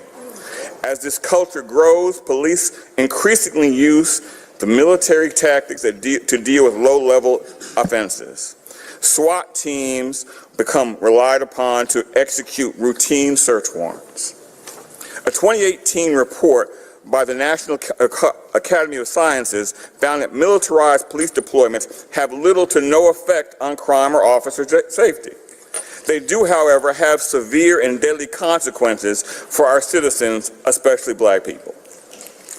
Those of us who were around recall that this sort of raid led to the killing of 92-year-old Katherine Johnston by Atlanta police in 2006. After officers obtained a search warrant based on false information, raided her home, shot at her 39 times, hitting her 5 times. In 2008 in Lima, Ohio, an entire SWAT team was sent to execute a simple arrest warrant for a man suspected of selling drugs. They broke down the door, quickly fired shots, and killed an innocent bystander, Tarika Wilson, as she held her 14-month child in her arms. In 2011, after police in Framingham, Massachusetts conducted an undercover drug purchase, they sent an entire SWAT team to the home of the suspect's father-in-law. The suspect was arrested outside the home, but the SWAT team decided to raid the house anyway. They battered the door, deployed flash grenades, and fatally shot Yuri Stamps, a 68-year-old man who was sitting in his living room watching a basketball game. In 2010, a Detroit SWAT team threw a flashbang grenade into the home that was not even the target of the search. An officer entered and within seconds fatally shot 7-year-old Ayanna Stanley Jones. These are the policing tactics that you are voting on today. It may come as no surprise to you that all the victims I mentioned are black. Militarized police are disproportionately deployed in black communities. People of color are subjected to military-style drug raids at an overwhelmingly disproportionate rate. SWAT teams are also more likely to be sent to execute a search warrant if the target is black. In 2014, the American Civil Liberties Union analyzed 16 jurisdictions, and in every one they found that black people were more likely to be impacted by a SWAT raid than white people, often by a large margin. So today's vote is not simply about constructing a facility. It is about perpetuating militarized policing that will endanger the lives of our residents, our visitors, and put the black people and the brown people in Atlanta at a heightened risk of police violence. It is telling that such a facility is proposed on this particular site, where the Muskogee people were forcibly driven from their homes, where black people were enslaved and forced to labor on a plantation, and where a prison labor camp operated for most of the 20th century. This location has a solemn history of state-sponsored violence against black and native people, and that legacy must be remembered and ended. Building this facility will not commemorate that history, but will perpetuate it. LDF urges the council to vote no on funding this militarized police training facility, and instead make investments that are necessary to create true public safety. Invest in affordable housing. Invest in affordable health care, including mental health care. Invest in economic security and healthy environments and the quality of education for the children who live here. Invest in these services and in a solution that will make Atlanta safe for everyone. Thank you. Thank you. Councilmember Lewis. And I want to say thank you for coming down from District 12. You and I were in the gym this morning together, and you told me you were going to come down. I also want to say that I agree with so many of your points, except the militarization part. I think that the police in the city of Atlanta, Oscar Kane's my real friend. He talked about training. He talked about putting cameras on police officers. He fought for that. The state of Georgia, and President, I know we said it earlier. I said, can you please make sure that you take care of me? Please proceed. Go ahead. Let Councilmember speak. Thank you. And so I would say that my vote easy on this. Easy vote because of the funding of it. Easy vote. But I will say that the current police training facility is next door to a school in District 12, next door to an elementary school in District 12. And it's the former school that my grandma went to. And so imagine if, this the black community, right? So imagine how bad that school looked. You know what I'm saying? It would look bad when my grandma went there compared to the other schools. So just know that. So it's an easy vote for me, but I'll let you know that they've been militarizing the police in District 12 for 30 years. That won't happen. I haven't seen that. The mayor we got drew a circle around that and moved that out to police training, public safety training facility. And so, once again, President, I think we're gonna be calm to death, but we firm too. And so, like, we got to use the police officers. If people gonna keep talking over folks in here, we're gonna have to do what we got to do. Let's keep moving forward. Everybody, let the councilman wrap up. I appreciate you. Next is James Davenport. You'll have up to 2 minutes. Excuse me, Mr. Shipman, would you check that time for me, please? I should have some yielded time. Let me double check, Mr. Davenport. I'm almost certain I have 46 minutes, not to mention 10.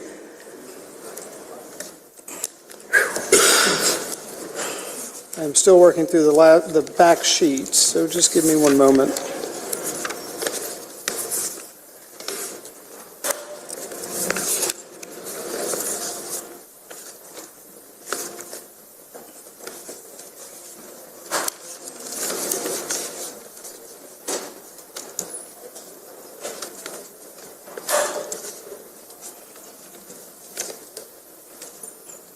Nope, not today, just 2 minutes. Wow, that is so interesting. Well, I'll be brief. First, giving honor to God, who I oftentimes call my conductor. I don't have a PhD, but I do have a GOD. I am James Davenport, president and founder of the Hitmore and Help Foundation. Watch my words. If the shoe fits, wear it. To every black person on this panel, I saw you all turn around and say the Pledge of Allegiance. The biggest lie in this country is the last line, with liberty and justice for all. You all got to be ashamed of yourself. You should be ashamed of yourself. I beg you all to provide free lift services for senior citizens. We get people killed every day. If the shoe fits, wear it. Councilman Amos, I'm ashamed to say I went to the same high school that you went to. The first black high school in Atlanta, Booker T. Washington High School. Every time I call you, I don't get an answer.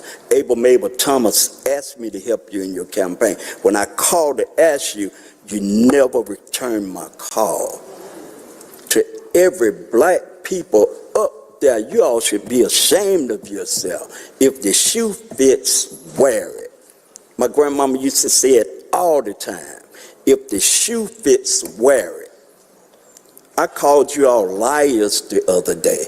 If the shoe fits, wear it. Mr. Faroki, I called you a liar the other day. If the shoe fits, wear it. You remember telling me on the elevator? Yes, you do. You remember telling me on the elevator. I know you do. We rode together. You promised me what you would look into. I stand with Kiana Jones, Reverend Kiana Jones, against this cop city. I do not bout my tongue for anybody. If the shoe fits, wear it. You all should be ashamed.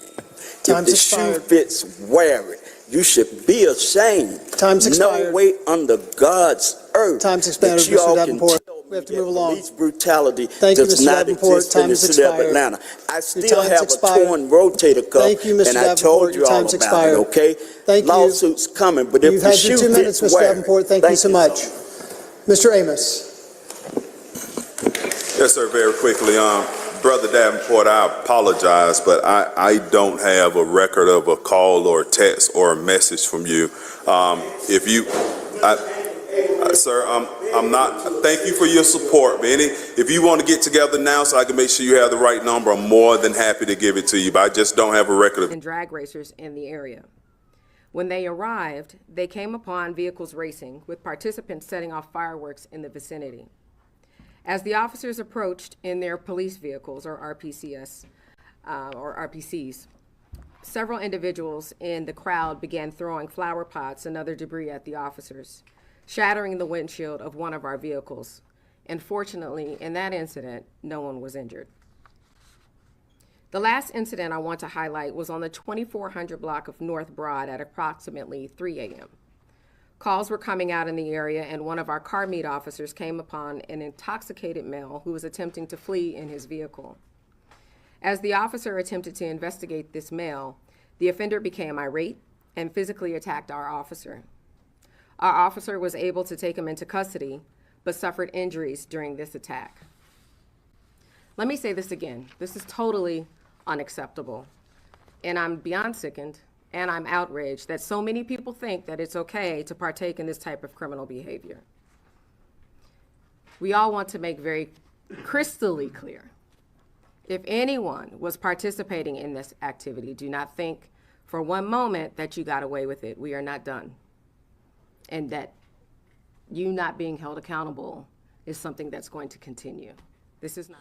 You're just listening into this here on Live and Now from Fox. I am Andy Mack. Thank you so much for joining us. We want to take you right now out to the White House as Karine Jean-Pierre just stepped up to the podium. Let's listen into what she has to say here on Live Now from Fox.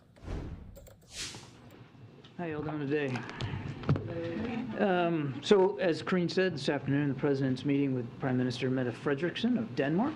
That meeting just started, and it's really designed to help strengthen the deep and enduring ties between the United States and Denmark. This is a visit that the President has been looking forward to for quite some time, and there's a pretty full agenda. Obviously, they're going to review our efforts as NATO allies and close partners to strengthen transatlantic security, bolster economic prosperity. They're also certainly going to discuss our unwavering support for Ukraine. And so goes the community. It's physical and mental health, it's environmental health, it's quality of life, and general well-being. Urban areas are where most Black people and other people of color in this country live. It is the responsibility of local government to ensure equity and fairness in decision-making for its most vulnerable and marginalized citizens and communities. That's your responsibility. Local governments invest in communities primarily through parks and green space because these amenities contribute to health and wellness, general quality of life, and increased property value, the primary source of wealth for most people, especially Black people. It does not take a 171-acre police facility, and yes, it's a 171-acre, not the 85 acres as reported ad nauseum via local news. Check the land disturbance permit approved by DeKalb County, and then you'll know for sure. A facility now projected to cost $67 million at last count in taxpayer dollars to train, per Mayor Dickens, a total of 2,000 police, EMS, and firefighters. The cost-benefit math just doesn't work and makes no sense, especially when you're talking about irrevocably disrupting the lives and financial well-being of countless thousands of marginalized citizens. The 1965 Voting Rights Act was important for a number of reasons. Most importantly, because it gave Black people the opportunity to vote for an elected and elect representatives who looked like them, who have traveled the same road and fought the same fight. That's you, Atlanta City Council and Mayor Dickens. If you can't be depended upon to do the right thing by the Black community, who can the Black community depend on? Discrimination that affects one Black community affects all Black communities because we are all in the same fight. The legislation before you will exacerbate the tax burden inequity in this city that falls upon the marginalized and poor. The increase in taxes for this facility, the increase in the taxes for this facility will force many of its vulnerable citizens out of the city. Last I checked, there is no money in the proposed legislation to replace green space that has been stripped away. Send the funding legislation for this police training facility before you today back to Finance and CDHR committees for a fair and equitable review and decision. I will end this statement like I began. Stop the racism. Thank you. Thank you. Next group, John Salveson, Devin Franklin, Joya Thornton, Shannon Gagero, Raquel Thomas, Chase Oliver, Zola Eichler. Thank you. John Salveson, you have up to 2 minutes. Thank you. My name's John Salveson. I'm the Republican candidate for the 4th Congressional District for 2024. I'm 110% against Cop City for the following reasons. Number one, it's militarization of the police department. And I talked to the top lobbyist and he said, nah, it's what all the protesters and hippies all say. And I say, well, how come you're requesting funding for a helipad for a Black Hawk helicopter? The money, which is now at $71 million, I think could go to better things for the officers. From what I understand, their laptops are abysmal. The keys fall off of them. They have to borrow each other's laptops. They have to switch around on cars. They're not allowed to bring their cars home. And their pension fund is ridiculous, 1% for anybody who cares, 1%. You guys deserve better. And this money that's being wasted for Cop City could go towards these things that we really need for the police department. I'm totally against it. I will say that if I get elected in the 4th, we got plenty of land out there. We'll find a way to give away some land or whatever and cooperate with you to have training facilities, not to get AK-47s against, our own citizens, but maybe to train them for situations like mental illness, where somebody's mentally ill, instead of shoot first and ask questions later. I thank you all for what you do for our community. I really do. Some of you have been in this for a long time, and I recognize a lot of you. I thank you for your time. No to Cop City, plain and simple. Thank you. And next will be Devin Franklin. You'll have up to 10 minutes due to yielded time.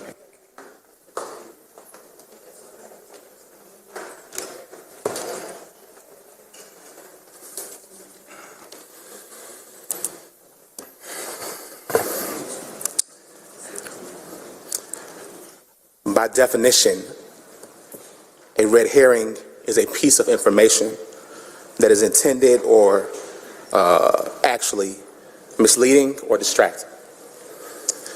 Today, I posit to you that actions by state actors, too, can be red herrings. That being said, if only for a moment, I'm going to take the bait.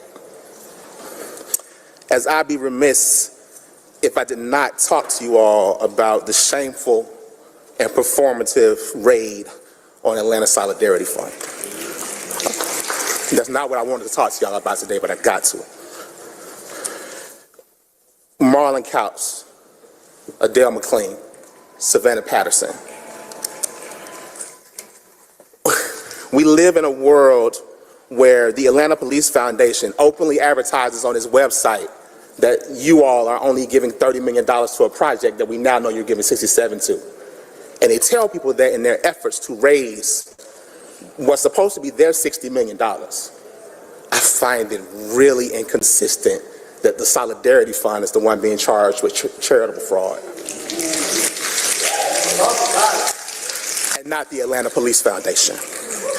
It's laughable, honestly, that the actions pursued by this body to construct this facility,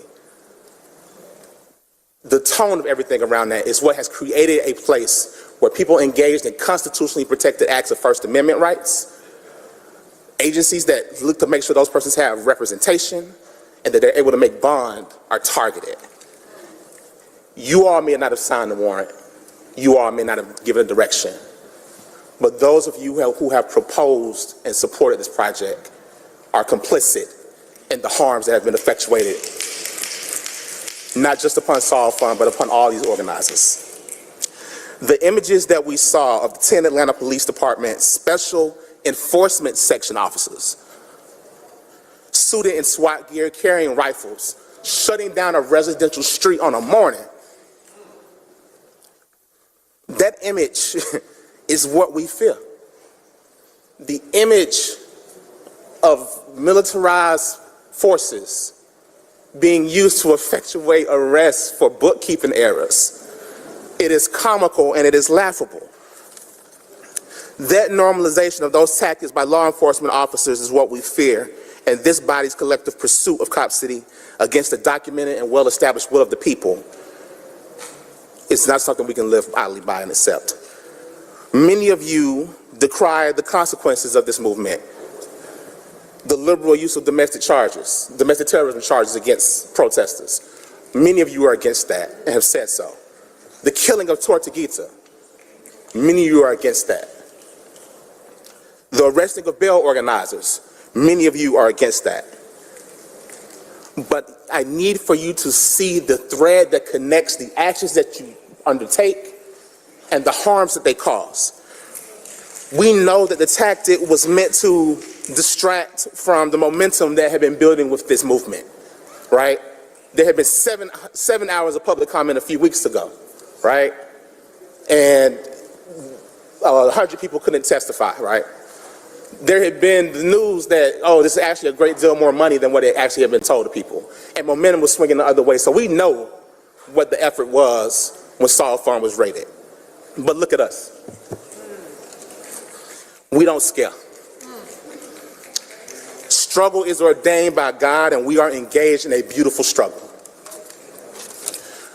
So now that I said that part and acknowledged that, I'm going to get to what I actually came here to say. Not like this. You all are going to do what you're going to do, but I ask you not to do it like this. The media has created a narrative of peaceful movement, and appropriate movement, and how to protest. And largely, people have done that and have tried to do that. But I can't help but wonder if you want peaceful movement, not because you actually believe in the proponents of it, the philosophy of it, I wonder if you only care for peaceful movement because it is easier to ignore. If you are going to ask for the citizenry to participate in government in a certain way, you need to do so yourselves. Don't just let us be heard. Hear us. Engage with us. It's been said by so many people that the mayor likes to draw circles. I see it. I can see the circles that he draws and how small they are, right?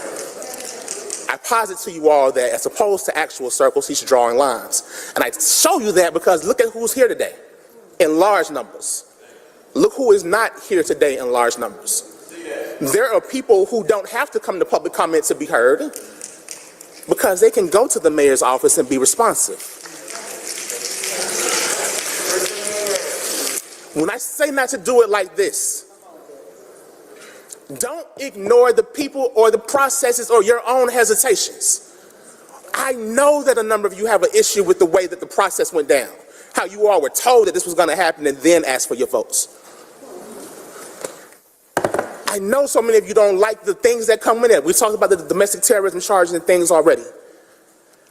I'm asking you to do your job and engage in good governance. We can argue over policy. I have issues with police, but that's because I had a gun put in my head when I was 14 years old by an Atlanta police officer. Thus, that's my issue, right? There's a difference in us disagreeing about policy and you all going forward with bad legislation. And this ain't the first time I had to come and talk to y'all about bad legislation. I know that some of you all have great regret behind the AC/DC lease. And I will remind you, that was a lease that was designed to get men off the floor at Fulton County Jail. And we were told that they would move men at a pace of 100 a month. And those movements began in November. Bed bugs. Bed bugs. As of this morning, it's just 158 men in AC/DC. There are still hundreds of men on the jail floor at Rice Street. And it's not because you all just made a bad policy decision. It's because you made bad legislation. Myself and others at Southern Center conducted like an hour-long conversation with you all from this very podium and told you the portions of that legislation that would not work. And I'll be damned. I'll be damned if we weren't right. And I don't come here to brag about that or boast about that, but I'm here to tell you, if I've told you that before, I'm telling you it again. There is something flaw in the sauce. The eggs are rotten and you're still trying to make an omelet.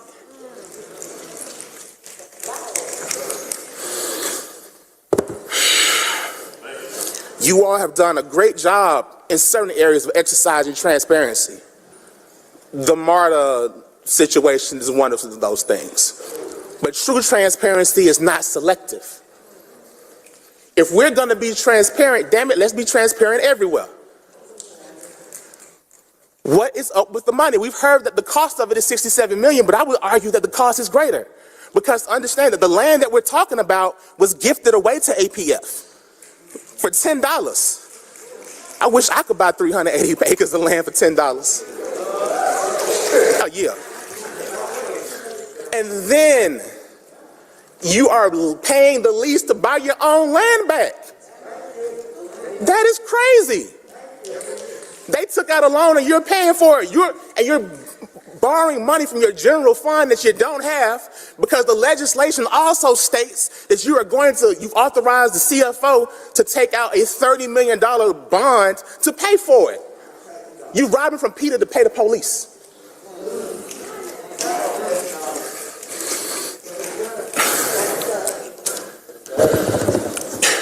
There is so much good that money could do, but only if you actually do something with it. I ask you again to consider actually investing and funding the Office of Violence Prevention. You want to prevent violence, but we ain't doing it. You have a staff of 1, okay? And I don't often come to this podium to criticize comments by other people, even though I disagree with them. And I forget my brother's name who spoke earlier and was all over the place. I wish he was here because I'd hate to talk about folks when they're not in my face. But if you don't understand the topic, don't speak on it. Environmental racism is a literal thing, and it's not hard to read about.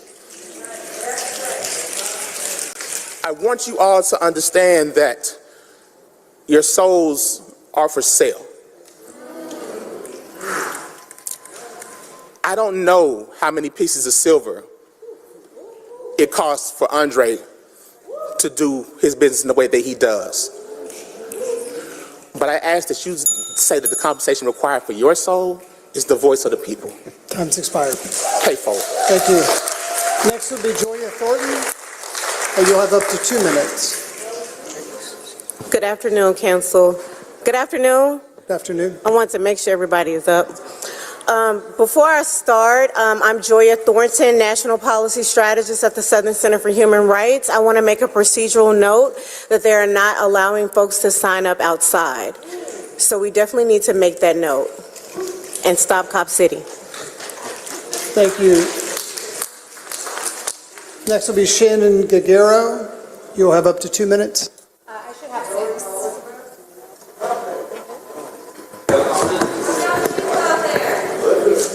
Yeah. Let them in there. Per the rules of code, there's not going to be a sign up. Whoever is here, when we get to the committee of the whole on the agenda, will be allowed to speak per 2 minutes. That's the way committee of the whole is going to work. So let me look to that. Unfortunately, that's the way the code reads. That wasn't the motion. The motion can't overrule the code. We went through that earlier. Let me look real quick. They're not being allowed in the building. It's, again, disability access, all the access. I don't have, guys, I don't have control over the building. That's the fire marshal's call. That's a public safety issue. I have no control over who's allowed in the building. I will say that the firefighters are eyeballing it. When somebody comes in for me, like I'll leave, I've said my piece, but somebody ought to be able to come in when I leave.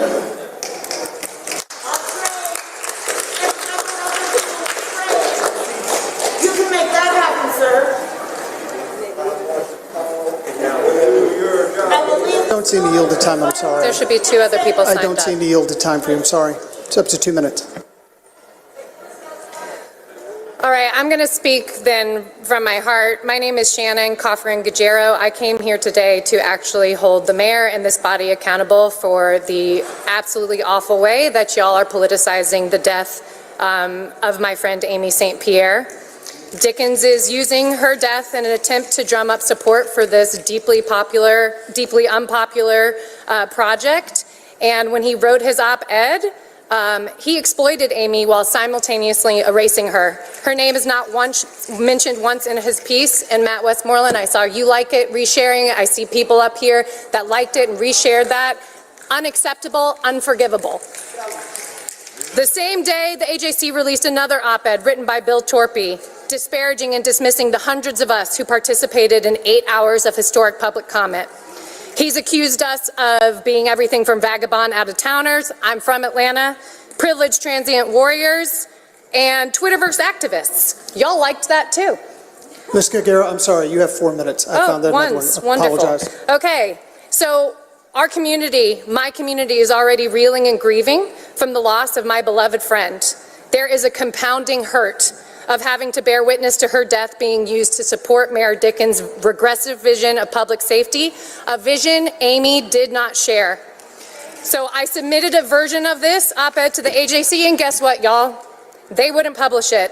Who published it was the Atlanta Community Press Collective. I want to give shout outs and all love to the independent journalists that are here today and that have been representing the people when the Atlanta way is silencing our voices. So I'm going to tell you a little bit about Amy. I met her through Resource Generation, which is a community of young people with wealth and or class privilege. And we went on to realize we were neighbors. Our kids were going to go to the same public school, that our parents even lived across the street from one another. And that made us fast friends. But what ultimately bound us together was our deep commitment to creating a better world for our children. She joined me as a member of Solidaire, which is a community of individuals with access to wealth who organize for movements for social justice. She was one of the most politically rigorous, gigantic-hearted humans I ever got the privilege to learn from, and that is why in the wake of her devastating loss, I feel compelled to speak out and correct this terrible narrative that y'all are pushing out about her. At the press conference, y'all talked about Mayor Dickens and the Cobb County Police Chief painted the picture that it was officers who were the heroes of the day. Dickens' distasteful op-ed was published 2 weeks after her death. And it was following unprecedented public outcry against this facility. It's not far-fetched to assume he doesn't mention her by name because she was known to oppose Cop City. Artwork by her first grader, which reads Stop Cop City, decorates my office. We went to the rallies together. Rather than thoughts and prayers, or worse yet, increased funding for policing, you want to know what Amy would want? Amy would call for investment in things that actually create public safety. Housing, education, healthcare, and social services. She dedicated her life to the study of what actually keeps people safe. She would say, send that now $67 million to policing alternatives and just diversions instead. Her life work was dedicated to public health. And sadly, it was easier for Dion Patterson, the man who tragically took her life, to get a gun than proper, adequate mental health care.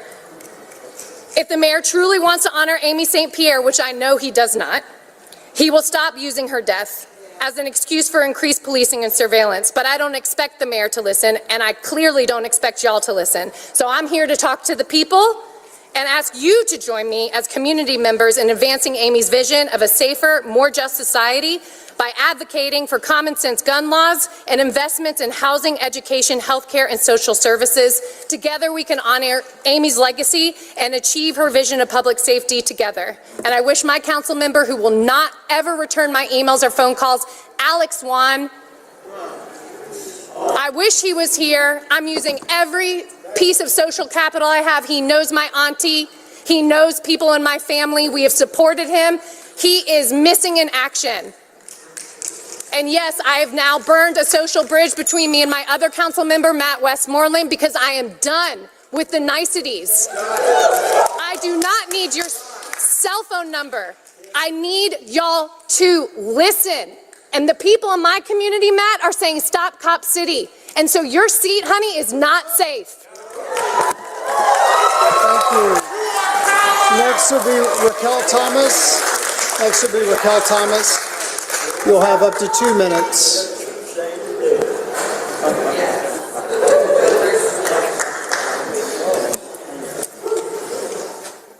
So, hi everyone. Great to see you. Great to see your eyes now that you're not looking on your phones while we're all trying to petition you.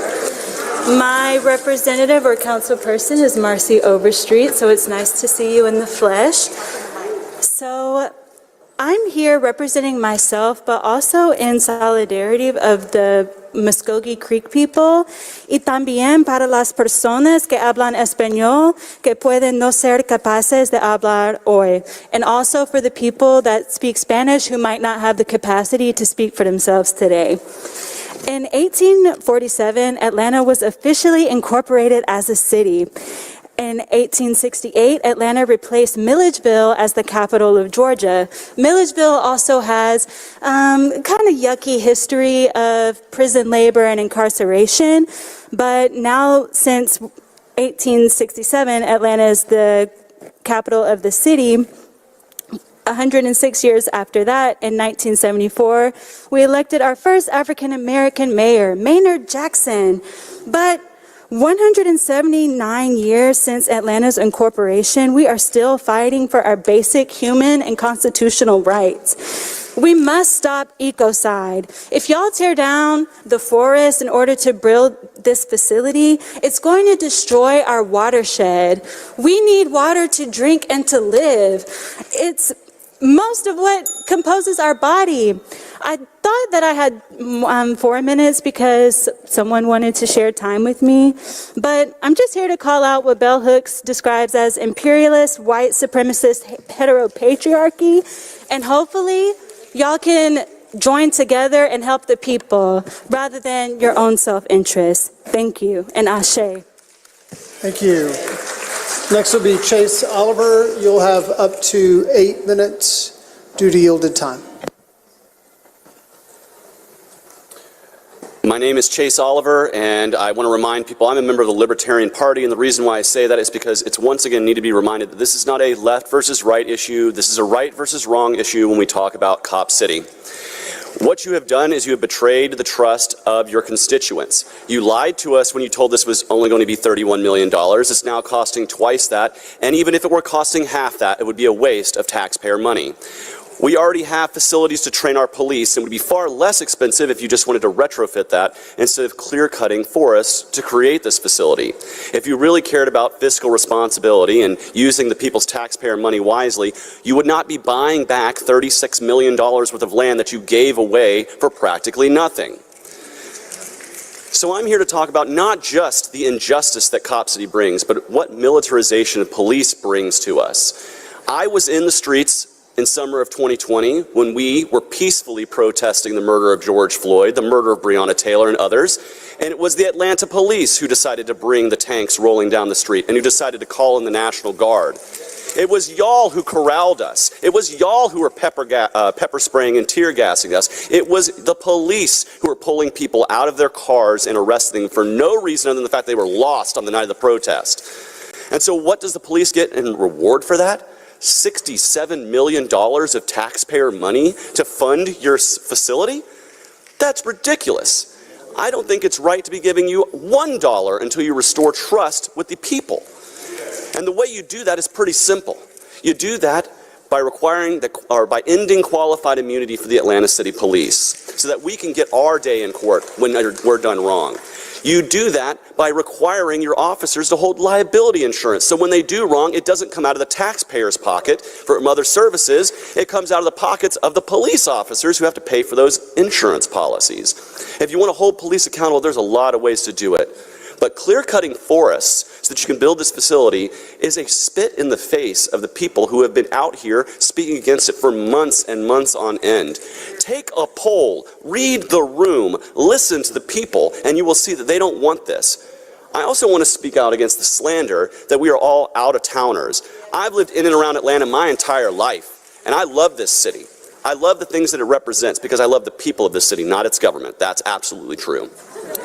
But when you say that we're out-of-towners, that's a lie. Because the truth is the people who are out-of-towners are the corporate donors who are backing the Atlanta Police Foundation.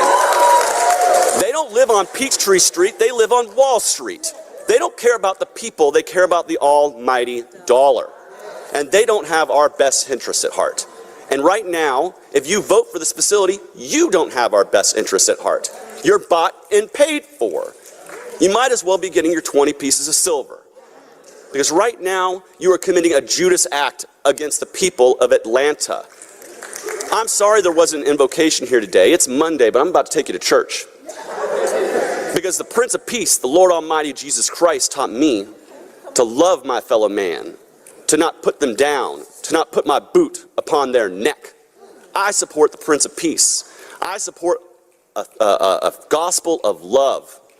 And I support that all people are free. They have inherent freedom and liberty. And every time you put another law, another regulation, another police force on the street, you're putting the boot on our necks. And the people are getting tired of it. This is a warning to those who are sitting in the ivory towers and those who sit here in elected office. You are making peaceful revolution impossible.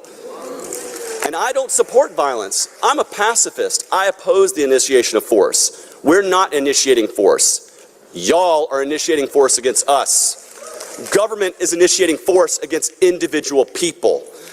And yes, there are systemic wrongs that need to be righted with our policing. There are people who are more affected than others. Those of you who have means, those of you who sit up here in the ivory tower, those of you who take the corporate money, y'all don't have to worry about the militarization of police. It's the people who go to work every day, who earn a living, who go to work, they raise a family, and they're just trying to do their best. And what you're doing is you're sending more militarized police into our neighborhoods. We don't want it. The people do not want it. And your job is to represent the people. And when you don't do that, you're failing. You're failing, and you're a failure. And I want to say anybody who supports this is a failure, and they deserve to be challenged in the next election. And I am outside the two-party system, but I'll tell you right now, I will fight like hell to make sure that each and every one of you is replaced. I will find somebody that's good to support in the city of Atlanta who wants to actually represent the people and not the government, and not the corporate stooges who fund you. The truth is you're going to have hundreds of people marching in here. You're going to have people coming through here to fight this. And we're not props either. We are families. We are communities, and we are people who are sick and tired of having to come here and give public comment when you already know what the public thinks. You already know this. You don't need us to come here and shame you in this performative exercise that you give us. Just give us the liberty to represent us like you want us to. Let us be free people. Quit over-militarizing our police. Quit over-militarizing our streets. Quit filling our jails up with people who don't need to be there. There are far too many people who are in jail, as you said, sleeping with bed bugs than they are getting addiction therapy services, which is what they really need. If you want to stop the prison cycle, then you need to stop it where it is. And that's with the drug war. That's with the continuation of policies that perpetuate poverty in all of our communities. Free the people. Let us run our business and get out of it. And to the police, I want to tell you right now, I support the need to enforce laws, but the truth is we have too many laws. We have too many reasons to throw people in jail, and I will not stand up for a police state, and that's what you're doing right here. Take the police out of this. Figure out new ways to make our communities safer. Don't do it at the barrel of a gun. Don't do it with the initiation of force. Because when you do that, you get a response back. That's what happens. The more you militarize our police, the more the world will become militarized. And this isn't just about Atlanta. So again, I'm tired of the slander that this is just about people in Atlanta. Because there are going to be police departments all over the country that will be swarming to get trained at this facility so they can militarize and crack down on their populations back at home. And when they pay for that, who's going to profit? Not the city of Atlanta, but the private Atlanta Police Foundation. They're the ones who are going to make all the money. So you're giving them everything, and you're letting them make everything. What kind of a government is that? That is a corporate-controlled government. That is fascism. And I oppose it. And I ask that the people of Atlanta rise up and continue, no matter what you do today, no matter how you vote, continue to let their voices be heard. Because we will not be silenced by a few select privileged people who are getting elected up to office in a political process that itself is rigged many times to help the powerful and the rich get ahead. I support freedom for all people, oppose Cop City, and viva, viva Tortuga. Thank you. Thank you. Next will be Zola Eichler.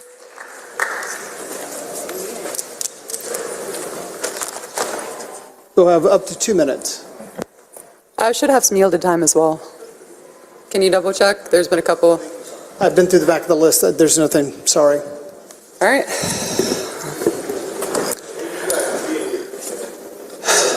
Am I ready? Am I good to start? I'm here today to remind y'all that you are human. There's been a lot of anger here today, and rightfully so. But at the end of the day, what y'all are going to remember is how this made you feel. How you felt today, the opinions you have. You're not going to care about what any one of us believe. You're going to walk away from here and you're going to listen to your own intuition, your own gut, and you're going to do what you think is right. History doesn't forget, and I said that last time. When we look back and we check the receipts in 5 years and we find out how much the people who were up here when we first started were paid to speak for the city, when we find out the back alley promises that were made, when we find out the deals that were negotiated, you will be held accountable.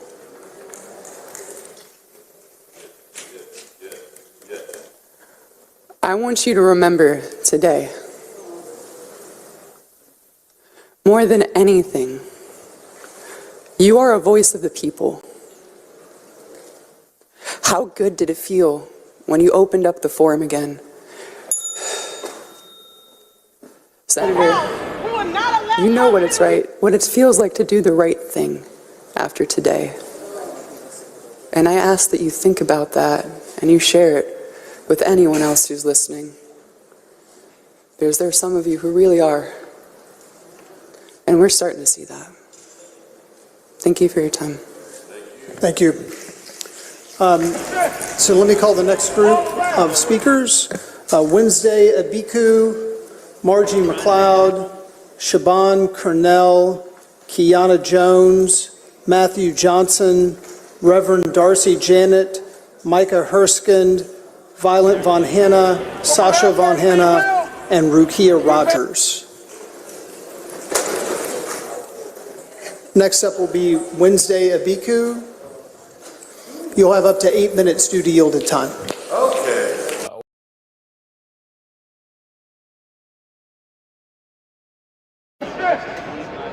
All around. So when I say we will, you say stop Cop City. We will. Stop Cop City. We will. Stop Cop City. We will. Stop Cop City. We will. Stop Cop City. We will. Stop Cop City. We will. We will. Stop Cop City. We will. Stop Cop City. We will. Stop Cop City. Push to the air. Hold it there. Hold it there for all the fallen comrades, not only here on Turtle Island, but all over the world, who have given their lives so that we can be here. Not only for us, but even for the cops. They don't know it yet, but we're fighting for them as well. We're fighting for a world that is free from oppression, and a world that can have justice. All power to the people! All power to the people! All power to the people! All power to the people! All power to the people! All power to the people! Thank y'all so much. All right, all right, all right. That ain't doing no good. Amber, come on up. I'm loud, they hear me. That's right. They don't know power like the power of the people, but the power of the people.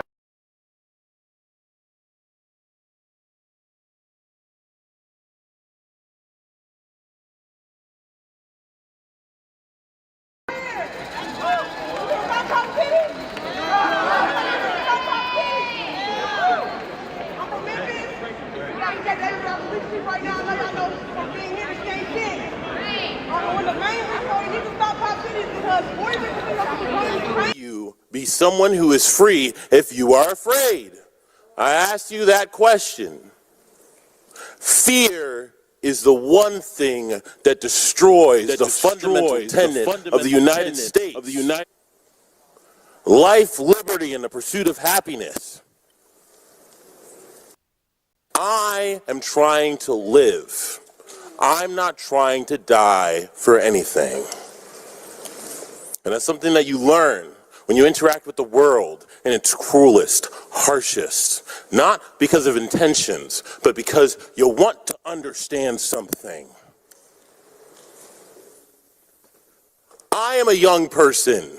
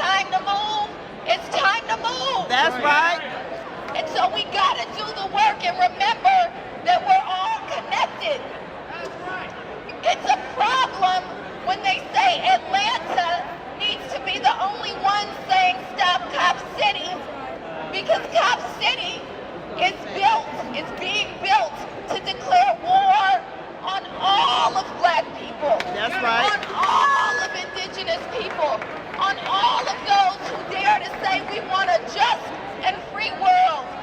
There is nothing more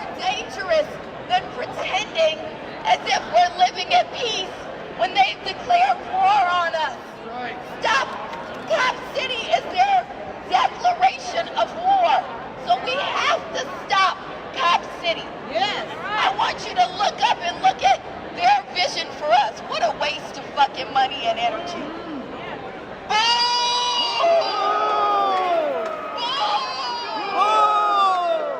You gonna lose your job. We gonna make sure you lose your job, Ashe. Ashe. We gonna make sure they lose their jobs. Their vision is to put more and more of them around us.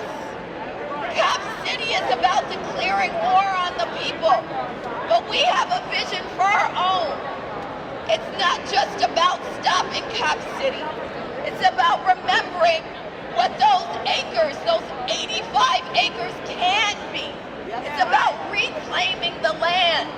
That's right. It's about saying we need that space for restoration.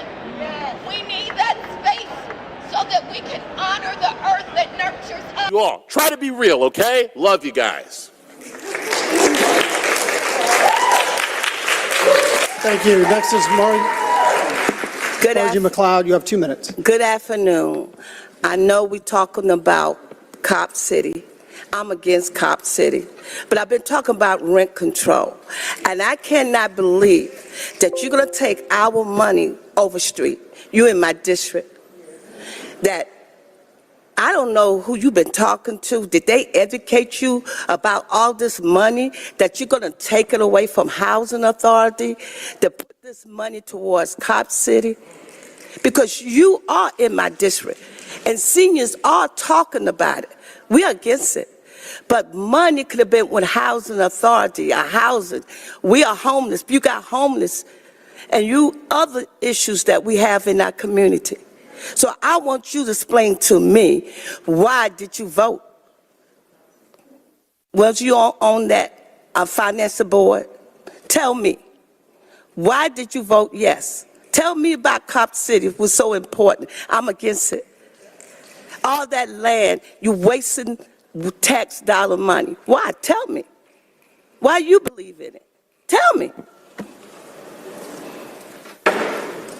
I'm listening. Tell me why it's so important to you to have Cop City. When we got places already, it's Cop City, and all you have to do is enhance it. Tell me.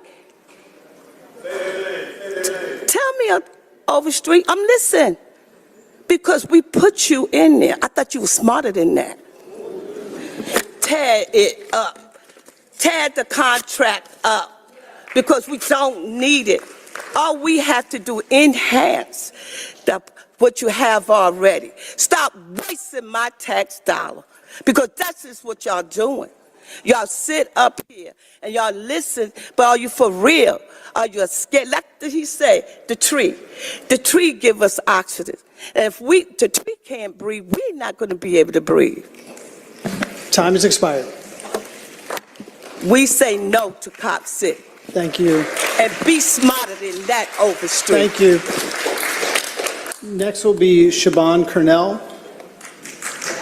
You'll have up to 10 minutes due to yielded time. Just a second.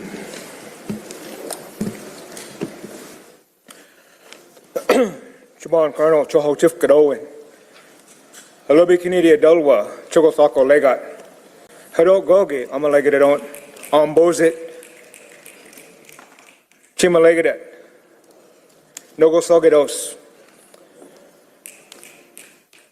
Moment, Hayomet, Omajalegadit, Yanabogadit, Ahagat the Chagis, Ano Gitska, Iaskidat, Athak Kwechkat, Idemo Chagidat, Dat Arhogadit, Istijad Elgit, Inhadjetskat, Apogadit, Aha Githit, Chayofan, and Fulidan Modern, Aha Kasamit, Fulip Bagis, Istijad Estimasko Gulgi, Istijad Elgi, Fulagan, Athak Kwejat, Fulidowis.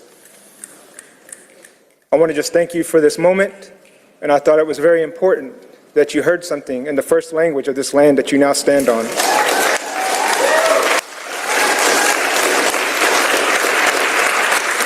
What I shared in our Muskogee language is my name is Siobhan Colonel.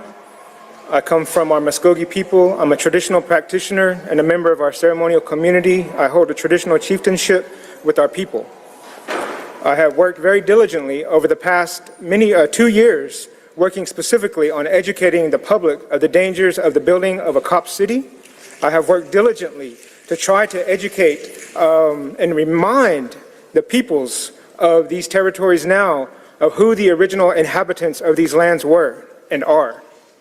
And so today, as I stand here before you, I take it very serious because this is my first time introducing myself to each one of you. And I take it very seriously, even as I look at you, trying to see you eye to eye. And I pray and hope that you're trying the same way to see me eye to eye. And so on behalf of myself, one of the things that I shared in my language was who I am and what clan I'm a part of. I come from the Wind people, which is the Hudotgogi, whose clan was born in these territories right now that we stand in, whose territories are still, my ancestors still exist here. Thousands upon thousands of years, millennia upon millennia of existence, they're still here. And so I thought it was important that I see each one of you, because let me be the first one to welcome you onto Muskogee land.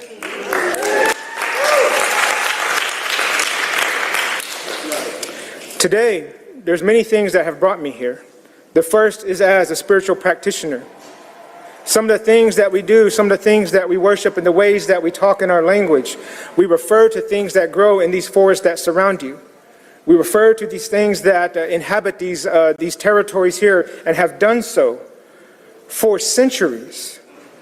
Anytime, we have to realize, any time that we destroy one life of a natural forest, a tree, a plant, any type of biodiversity, you are having a profound impact on your well-being. But even more so, and this is what's very sad for me to speak to you about, you're even having a more profound impact on your generations yet to come. Your children and your grandchildren are going to bear the brunt of the decisions that you are now making. Or should I say, as I've listened to my relatives here, the decisions that you are neglecting to make. That the time has come. I just came off a call just a couple of weeks ago with some of our leaders from not just in Georgia, not just in the U.S., but across the world, talking about the need to protect biodiversity, is that today, 97% of our natural world has been destroyed and impacted by human disruption. I want to say that again because, it might go in one ear and out the other. I don't know. I don't know you yet. Maybe one day we'll talk some more about this. That means 3% of the entire world is in its natural state right now at this moment. And if I could just speak bluntly for a second, I think everyone here breathes air, drinks water, and has to have food. And as I say at places across the world, let's see how long that we last without those things. This Earth Mother that we walk upon has been gracious to us and has always provided those things. Even a few years ago, my office with the United Methodist Church, I was able to go and commemorate the waters that come here and feed millions upon millions of people a day, and gave a prayer and an offering on behalf of the Muskogee people. It was under the previous administration, but I won't get into those details just yet. But I still was given that opportunity where the entire city of Atlanta recognized that moment. Because at the end of the day, we all do share like goals. We want a safe community. We want a place that we can go and enjoy ourselves and live life to the fullest. We don't want harm. And relatives, I do have a relationship through my connections. I am a part of the Methodist structure. I have been a part of the United Nations Permanent Forum on Indigenous Issues. I have been with conversations of human rights all across the world. I have walked with refugee camps in other parts and other nations of indigenous peoples. I've seen situations just like what we're going through here in other countries. I've seen things going on where people have been killed, just like what we're trying to say should never happen here, all over the world, and I don't want that to increase. Every time in these countries, I shared with them, no matter what, how you slice it,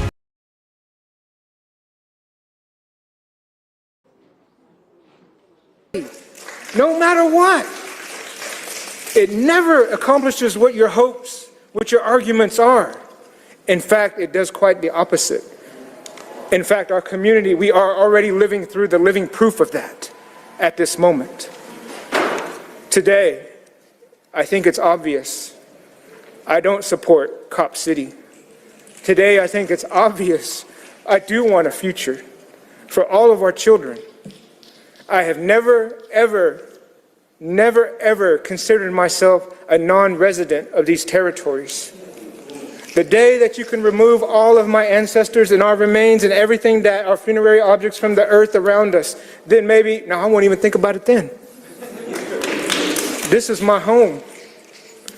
And I've told my children, I want to come back home one day. I came here many weeks ago, talking, teaching, and in fact, over my 10 years of doing this active work of educating, I've been in our school systems here in Atlanta. I've been in our preschools talking and sharing a little bit about Native American people. I've been and given everything that I could possibly give. Thank you. And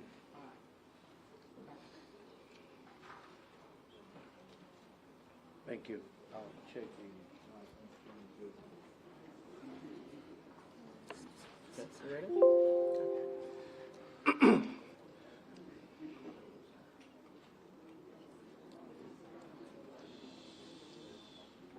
On behalf of the family of A.J. Owens, we'd like to thank every single person who's present with us today. My name is Anthony Thomas. I'm an attorney for the family. I, as well as Attorney Benjamin Crump, are working very closely with the family so that we can bring justice to the unlawful killing of a black mother of 4 who was shot through the door on Friday evening. I have asked us to come today so that we can stand in solidarity with the family, to let them know that the entire community is behind you. And we're going to demand justice from Sheriff Woods, because he's given me his promise that he was going to do his job and that he was going to provide the most professional service that he could with he and his deputies. And we're going to hold him to that. We need an arrest. Today, our mom, Ms. Pamela Diaz, is here. You're going to also hear from the son of Ms. Owens, as well as her best friend and godmother of her children. And then last but not least, of course, we want to make sure that Bishop Stockton, our NAACP local president, has a word to share with the community about exactly what we plan to do. Thank you. Ms. Diaz.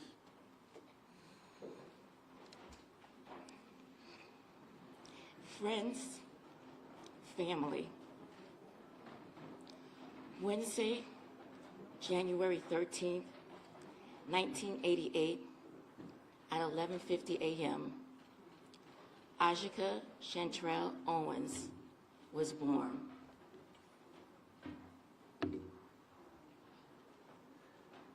This young lady, my baby, was so full of life. She was a single mother of 4, Isaac, Israel, Africa, and Titus. She loved them with all her being. To know her is to know that her kids were everything. On Friday, June 2nd, 2023, at approximately 9 p.m., she was rendered voiceless. We are here on her behalf. We are here on behalf of the 4 kids that are left behind without a mother. Susan Lorick,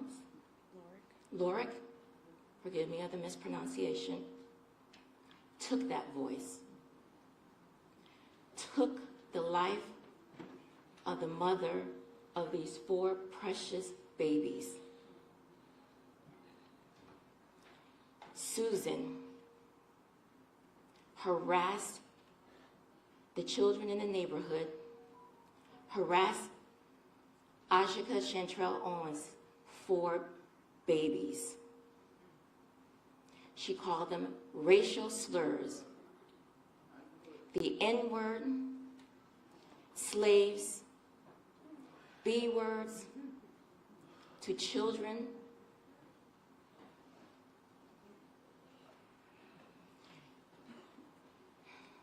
She took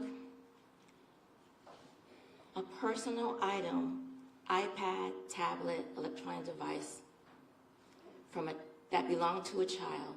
He tried to retrieve it. She threw skates at him. What does a child do? He goes home and he tells his mother. Exactly, thank you. As a mother, the protector of her children, she wanted to know why this happened.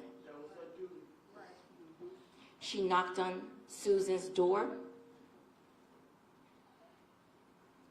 A closed, locked door. Door never opened. My daughter, my grandchildren's mother, was shot and killed with her 9-year-old son standing next to her. She had no weapon. She posed no imminent threat to anyone.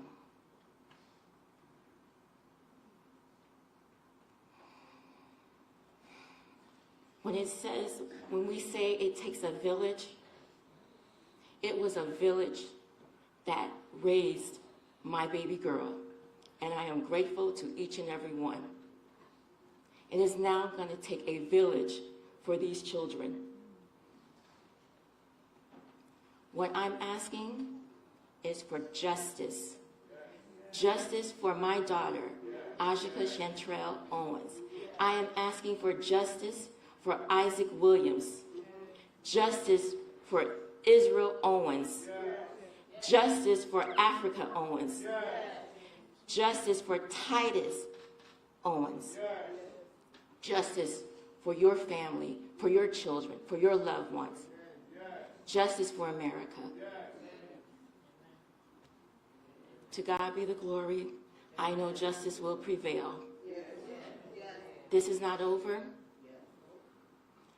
My Father in heaven will see to it that these children, our family, our community, will receive justice and provide for this family, our family, your family.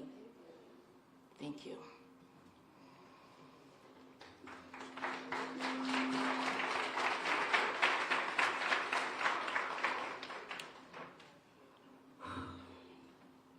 Ajika was a longtime friend of mine. To know her was to love her. When you met Ajika, her smile would light up the room. Ajika adored her children. She lived, eat, and breathed for them day in and day out. She made the sacrifices as a single mom to be there for them in each and every stages of their lives. She would never want to miss a football game, a practice, cheerleading. She was there. They were her world. They were her everything. And now, because of this senseless act, they are now without her. Let it be known, I happen to live in the same apartment as Ajika. A year before, I moved out of that apartment and she moved in a year later. My own children played in the same field as the children who played in the field now. Never was an issue, never was a problem. The landowner or the property overseer told the kids that they were able to play there as long as they cleaned up after themselves. This woman had no right as a tenant to tell these children that they could not be children and play. So tonight, we want the facts to come out. Tonight, we want justice for Adrika. Tonight, we don't want the sugarcoat. We want the realness. There was no confrontation, as stated earlier, between her and Susan. Adrika simply went to go ask what happened. So I'm asking everyone here today that we just not show up today, that we keep showing up and let our presence be known, that we are going to stand with Adrika and her children and her mother and this community.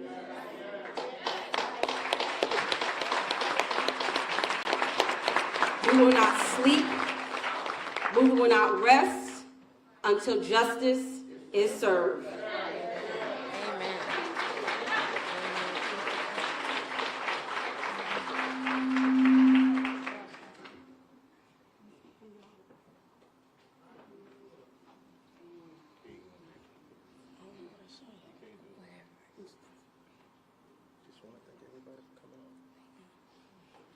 I just want to thank everybody for coming out for my mother.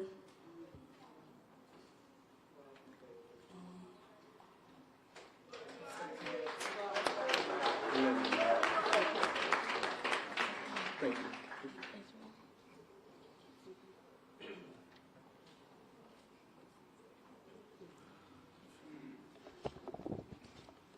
I truly wish that we were here for different circumstances.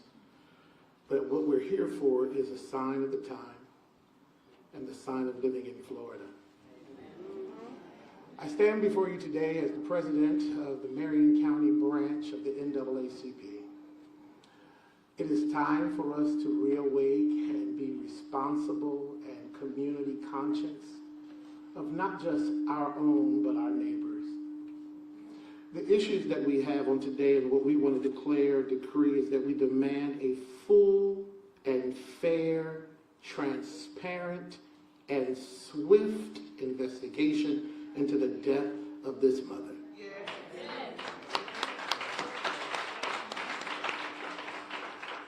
The truth is, we've gotten to the point where black folks are almost living in a day where we're afraid to go outside.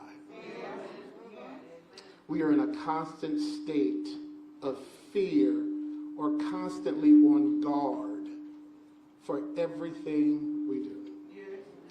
This is our children and adults deserve to live in a world where they do not have to live in fear of their neighbors, of the people that live next door to you. You should not ever have to be afraid that if you go and speak, question, or ask, that you can just be shot through a door. This case is really reminiscent of the April shooting of a 16-year-old Ralph Yarl, who was shot when he accidentally knocked on the wrong door. It is a tragic reminder of the fact that it is simply not safe to be black in America. Amen. Amen. We live in a state where our truth is uncomfortable for others, so now we're not allowed to share our truth. Amen. The NAACP stands with this family, and we call for an immediate, fair, and impartial investigation into this incident. We also seek accountability and justice. And the same ferociousness that is used when it's one of us, we like to see it right now.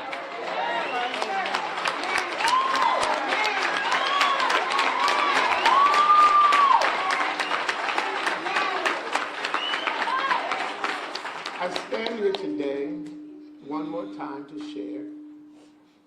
We support the sheriff in doing what's right. We just request that he do it right now.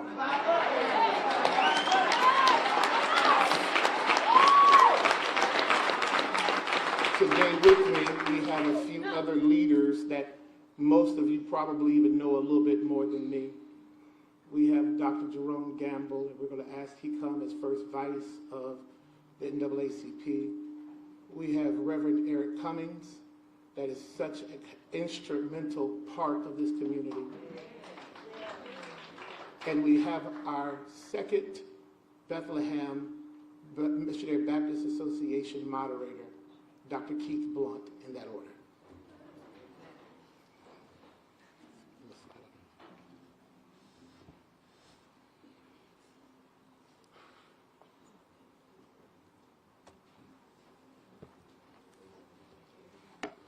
I am Jerome Gamble, and as Bishop mentioned, I am the first vice president of the NAACP. But I'm also a member of the Teen Gun Violence Task Force of the Marion County Children's Alliance. And one of the prevailing concerns on our minds today is what do we do about the violence, the killings, and the deaths in our community with all that is happening with guns around us. Listen, our state is creating a situation where guns are everywhere. A few weeks ago, I reported in our membership meeting that it's going to be like the Wild Wild West in Florida. And they're going to kill us right and left unless something is done about this situation. Now, this young lady that was killed last week, absolutely no reason for that kind of murder. Unjustified. And listen, we stand here on Tuesday afternoon, and no one has been arrested. Everyone knows who did this. And as we stand demanding justice in our community, we need to know why the sheriff and the officers of the Marion County Sheriff Department have not arrested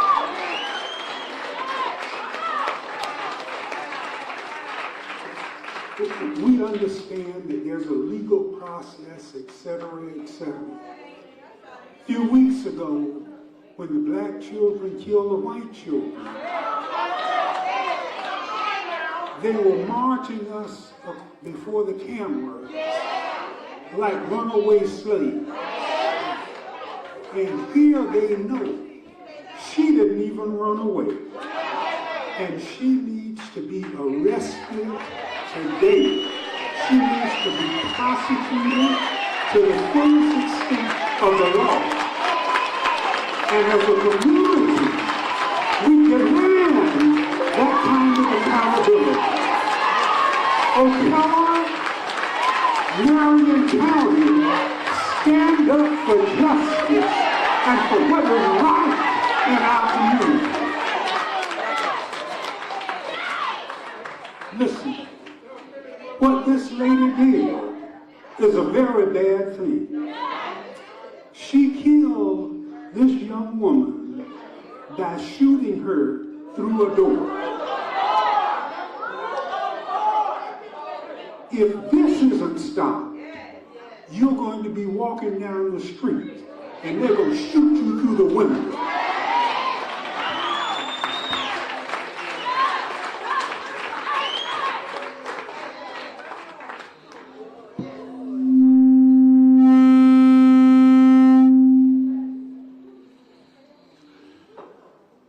Once again, here we are dealing with a situation that's truly unnecessary.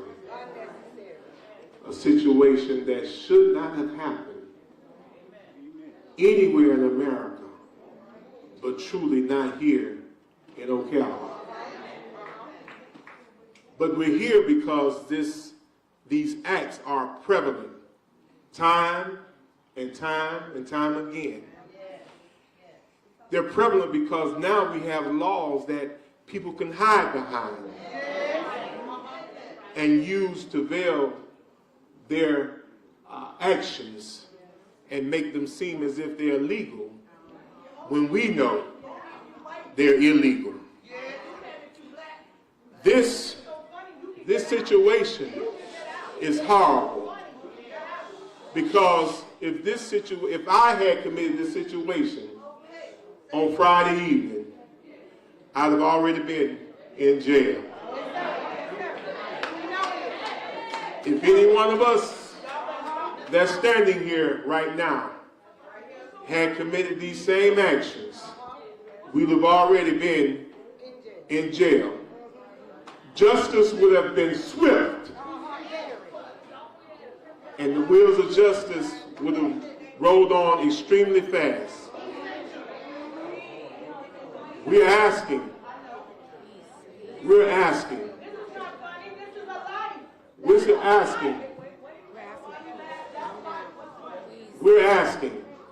for justice for these 4 little children.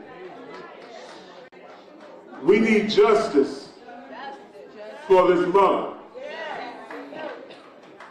We believe, and we've heard from the sheriff, that there is an investigation going on right now, but we expect this investigation to be thorough, complete, and transparent.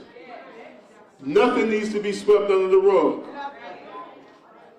in this investigation. We need full transparency. And as a community, we need you to pray.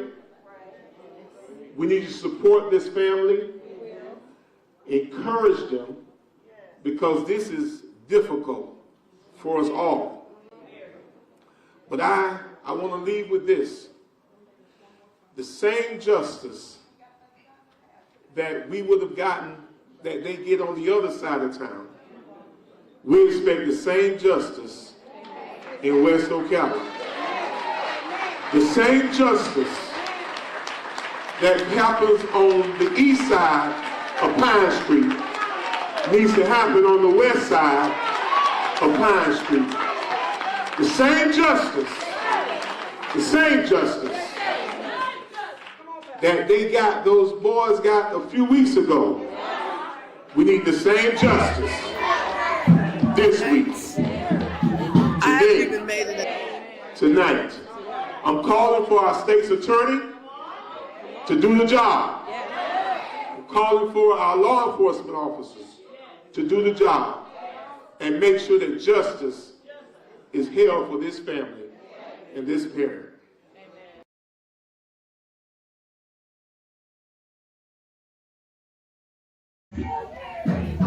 All right, you see this table, plenty of information. For manners' sake, but nothing good has been taking place on this side of town. We have grown to a place where justice for us, we're almost at a point where we feel like they're not going to do anything. We've almost grown numb to how they treat us. When we get justice, we are almost shocked ourselves because we got it. But I want to say on a spiritual note, Christ came for things like this. When we're not treated right, somebody needs to speak. When we're not done right, someone needs to do something. And I'm glad to see all of us here this afternoon. Amen. Which means that we can leave where we are to do something. Amen. And this church should have been full of folk who are tired of being sick and tired. And I want to say this to all of us. Yes, we need the Lord. Yes, we need the leaders. But we sure enough need the Lord. I say we sure enough need the Lord. Because there's some powers that be that are blocking our way sometimes. And we need to learn how to go back to the landmark and get a little higher than what we have to help push us across. We got to go back, and the churches have got to get involved. Every time there was a great movement, the church was involved. Every time justice was done, the church was involved. We have to wake the sleeping giant and get the churches involved and let us come together, because yes, we have faith, but faith without work is dead. Amen. May God bless and may God keep us all.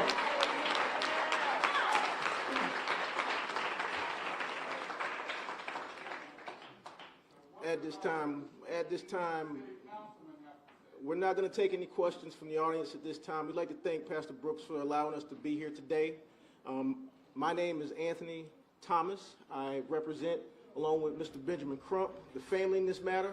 We want to make sure that we get the answers for the family, but we want an arrest right now. There are many questions out there that we have. We all are feeling as if there is some shade, or we're being left in the dark for some reason where these answers haven't been met.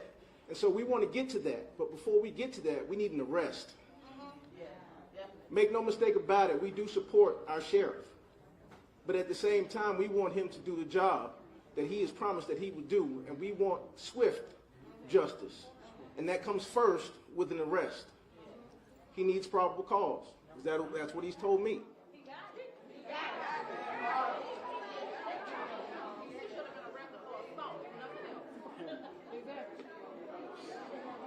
So at this time, if there are members of the press who would like to ask questions, I will be answering on behalf of the family.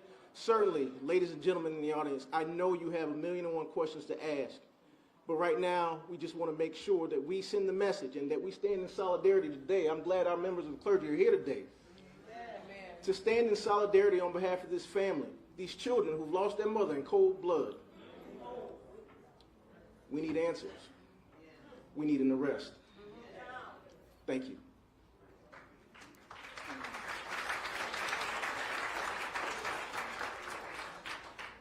We didn't really get a very complete account. We got our city councilman here. What is he saying?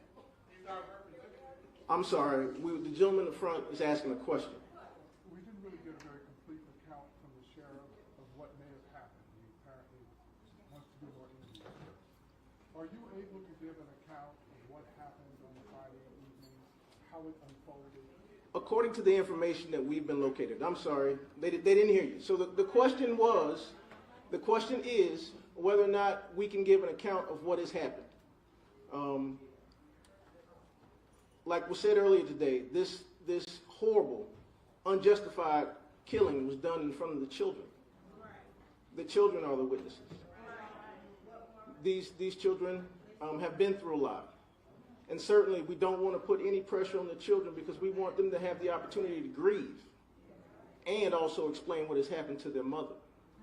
Those stories are in development. And we have found out so far that there was an iPad. I'm sure you heard that from Sheriff Woods today. Whereas it belonged to one of the children. And there was a situation between Susan and the children. One of the children were hit with a pair of skates. I'm sure Sheriff Woods explained that today as well. You heard that today. And of course, AJ, Ms. Owens, went to see why. She knocked on the door, according to the information I've been given, once. When there was no answer, she simply replied, "I know you hear me." There was no altercation. At the time that was said, the shot rang, killing Miss Owens in front of her children. That's all the story that I have it this far until we get more developments. I'm only taking questions from members of the press at this time. You've spoken about a demand for justice and that step one would be an arrest. What does complete justice look like to you? A conviction. Well, complete justice is, first of all, Sheriff Woods taking care of his responsibilities and doing his due diligence. He don't do it when it's us, though. He makes an arrest, comes first. And after that arrest, he needs to do a complete and thorough investigation. The state attorney also has equal duty and obligations, thank you, when it comes to defining what justice means. And so once we get the information over to the state attorney, it's the state attorney's job to prosecute to the fullest extent of the law. And so once we are able to get the prosecution and everything that comes before that, we want a conviction. Because this cannot go away. These children are never going to forget what has happened to their mother. What are we as a community going to do about that? As the family's attorney, do you believe probable cause has already been established? I do. But that's not my job to determine. That is Sheriff Wood's job. That's why we got you here, because we tired of it. It's not the first time. Don't tell me. And that's why we're meeting here today, to make sure that we have the community support, to make sure that not only me as their attorney, but also the entire community is demanding justice. This is Sheriff Woods' county. We are members of this county. We all need to come together in solidarity to let him know. Call him. Tell him what you feel. He's a public official. He can hear you. He may not want to. But he has taken on this job, and so he has to answer those hard questions. And that's how we feel. We'll take a few more questions. Has the family started a GoFundMe page or anything for people who want to assist them in any way? Yes, you would like to speak on the GoFundMe page? Yes. Okay. Yes, a GoFundMe page has been set up for Adjika and the children. It's been listed on several pages, so if you were to go on to her page, it is listed on there. On Facebook. So her Facebook page is Adjika Chantrell, SHANTRE. Yes, Owens. Thank you, everyone.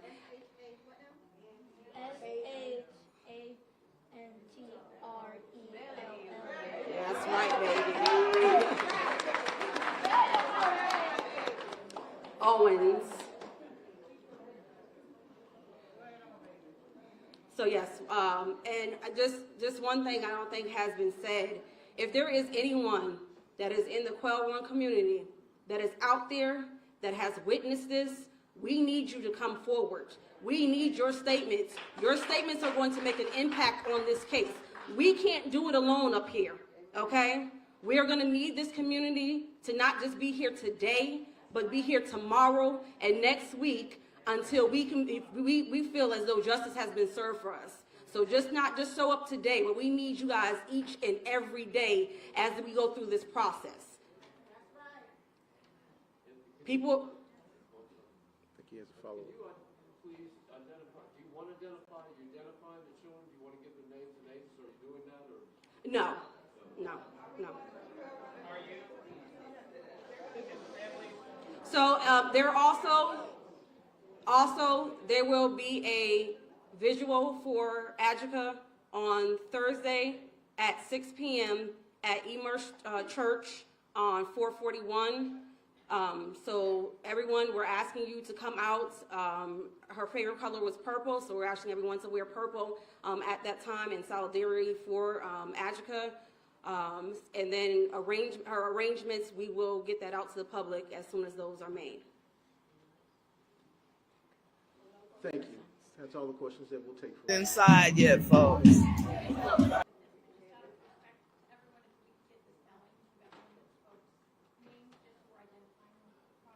Sure.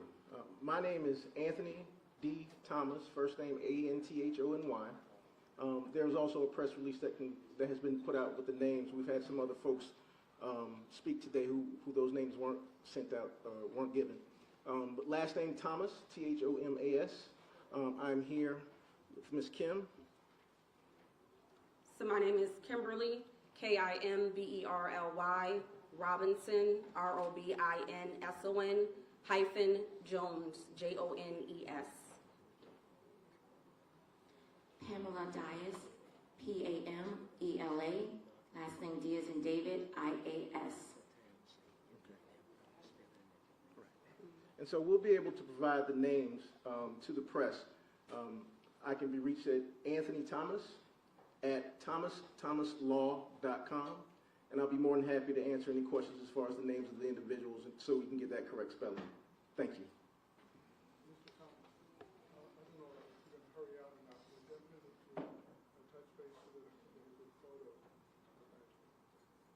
I will give you that. Thank you. All right? Thank you. And remember, we need justice for these children.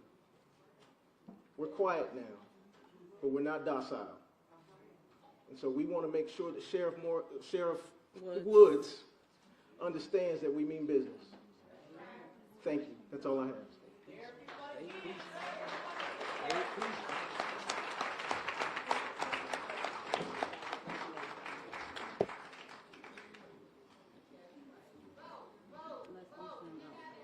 I'm not sure how to turn that off.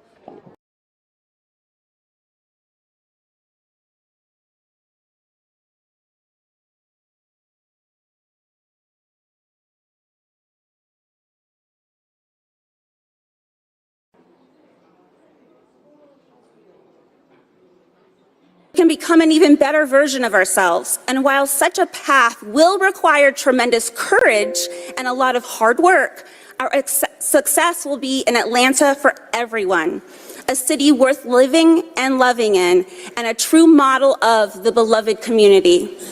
Please save Weelaunee and your legacies for the Year of the Youth. Stop Cop City.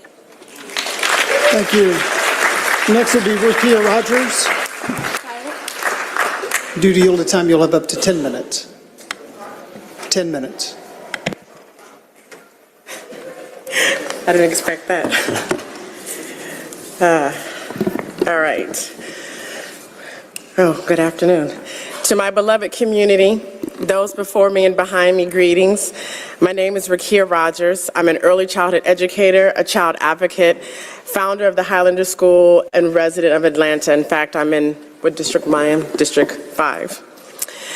I'm here again standing before the City Council, as part of the Weelaunee Coalition, a group of caregivers, educators, families, and children to express our deep concern and objection to the City of Atlanta's plan to build the largest police training facility in the country, known as Cop City.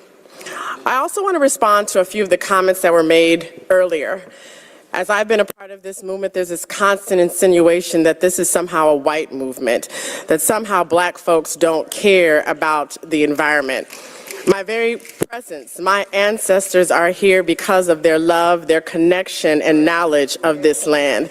We are black growers, farmers, stewards, and this movement is interracial, multiracial, it is multi-generational, and it is unstoppable.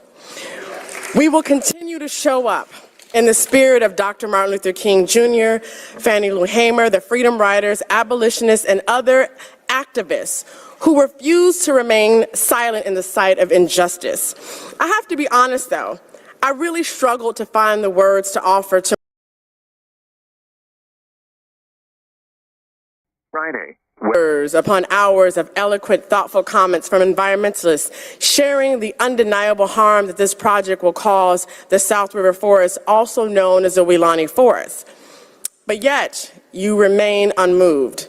You have heard from residents who have told you they do not want Cop City, but yet you remain unmoved. You have heard from counselors, psychologists, educators like myself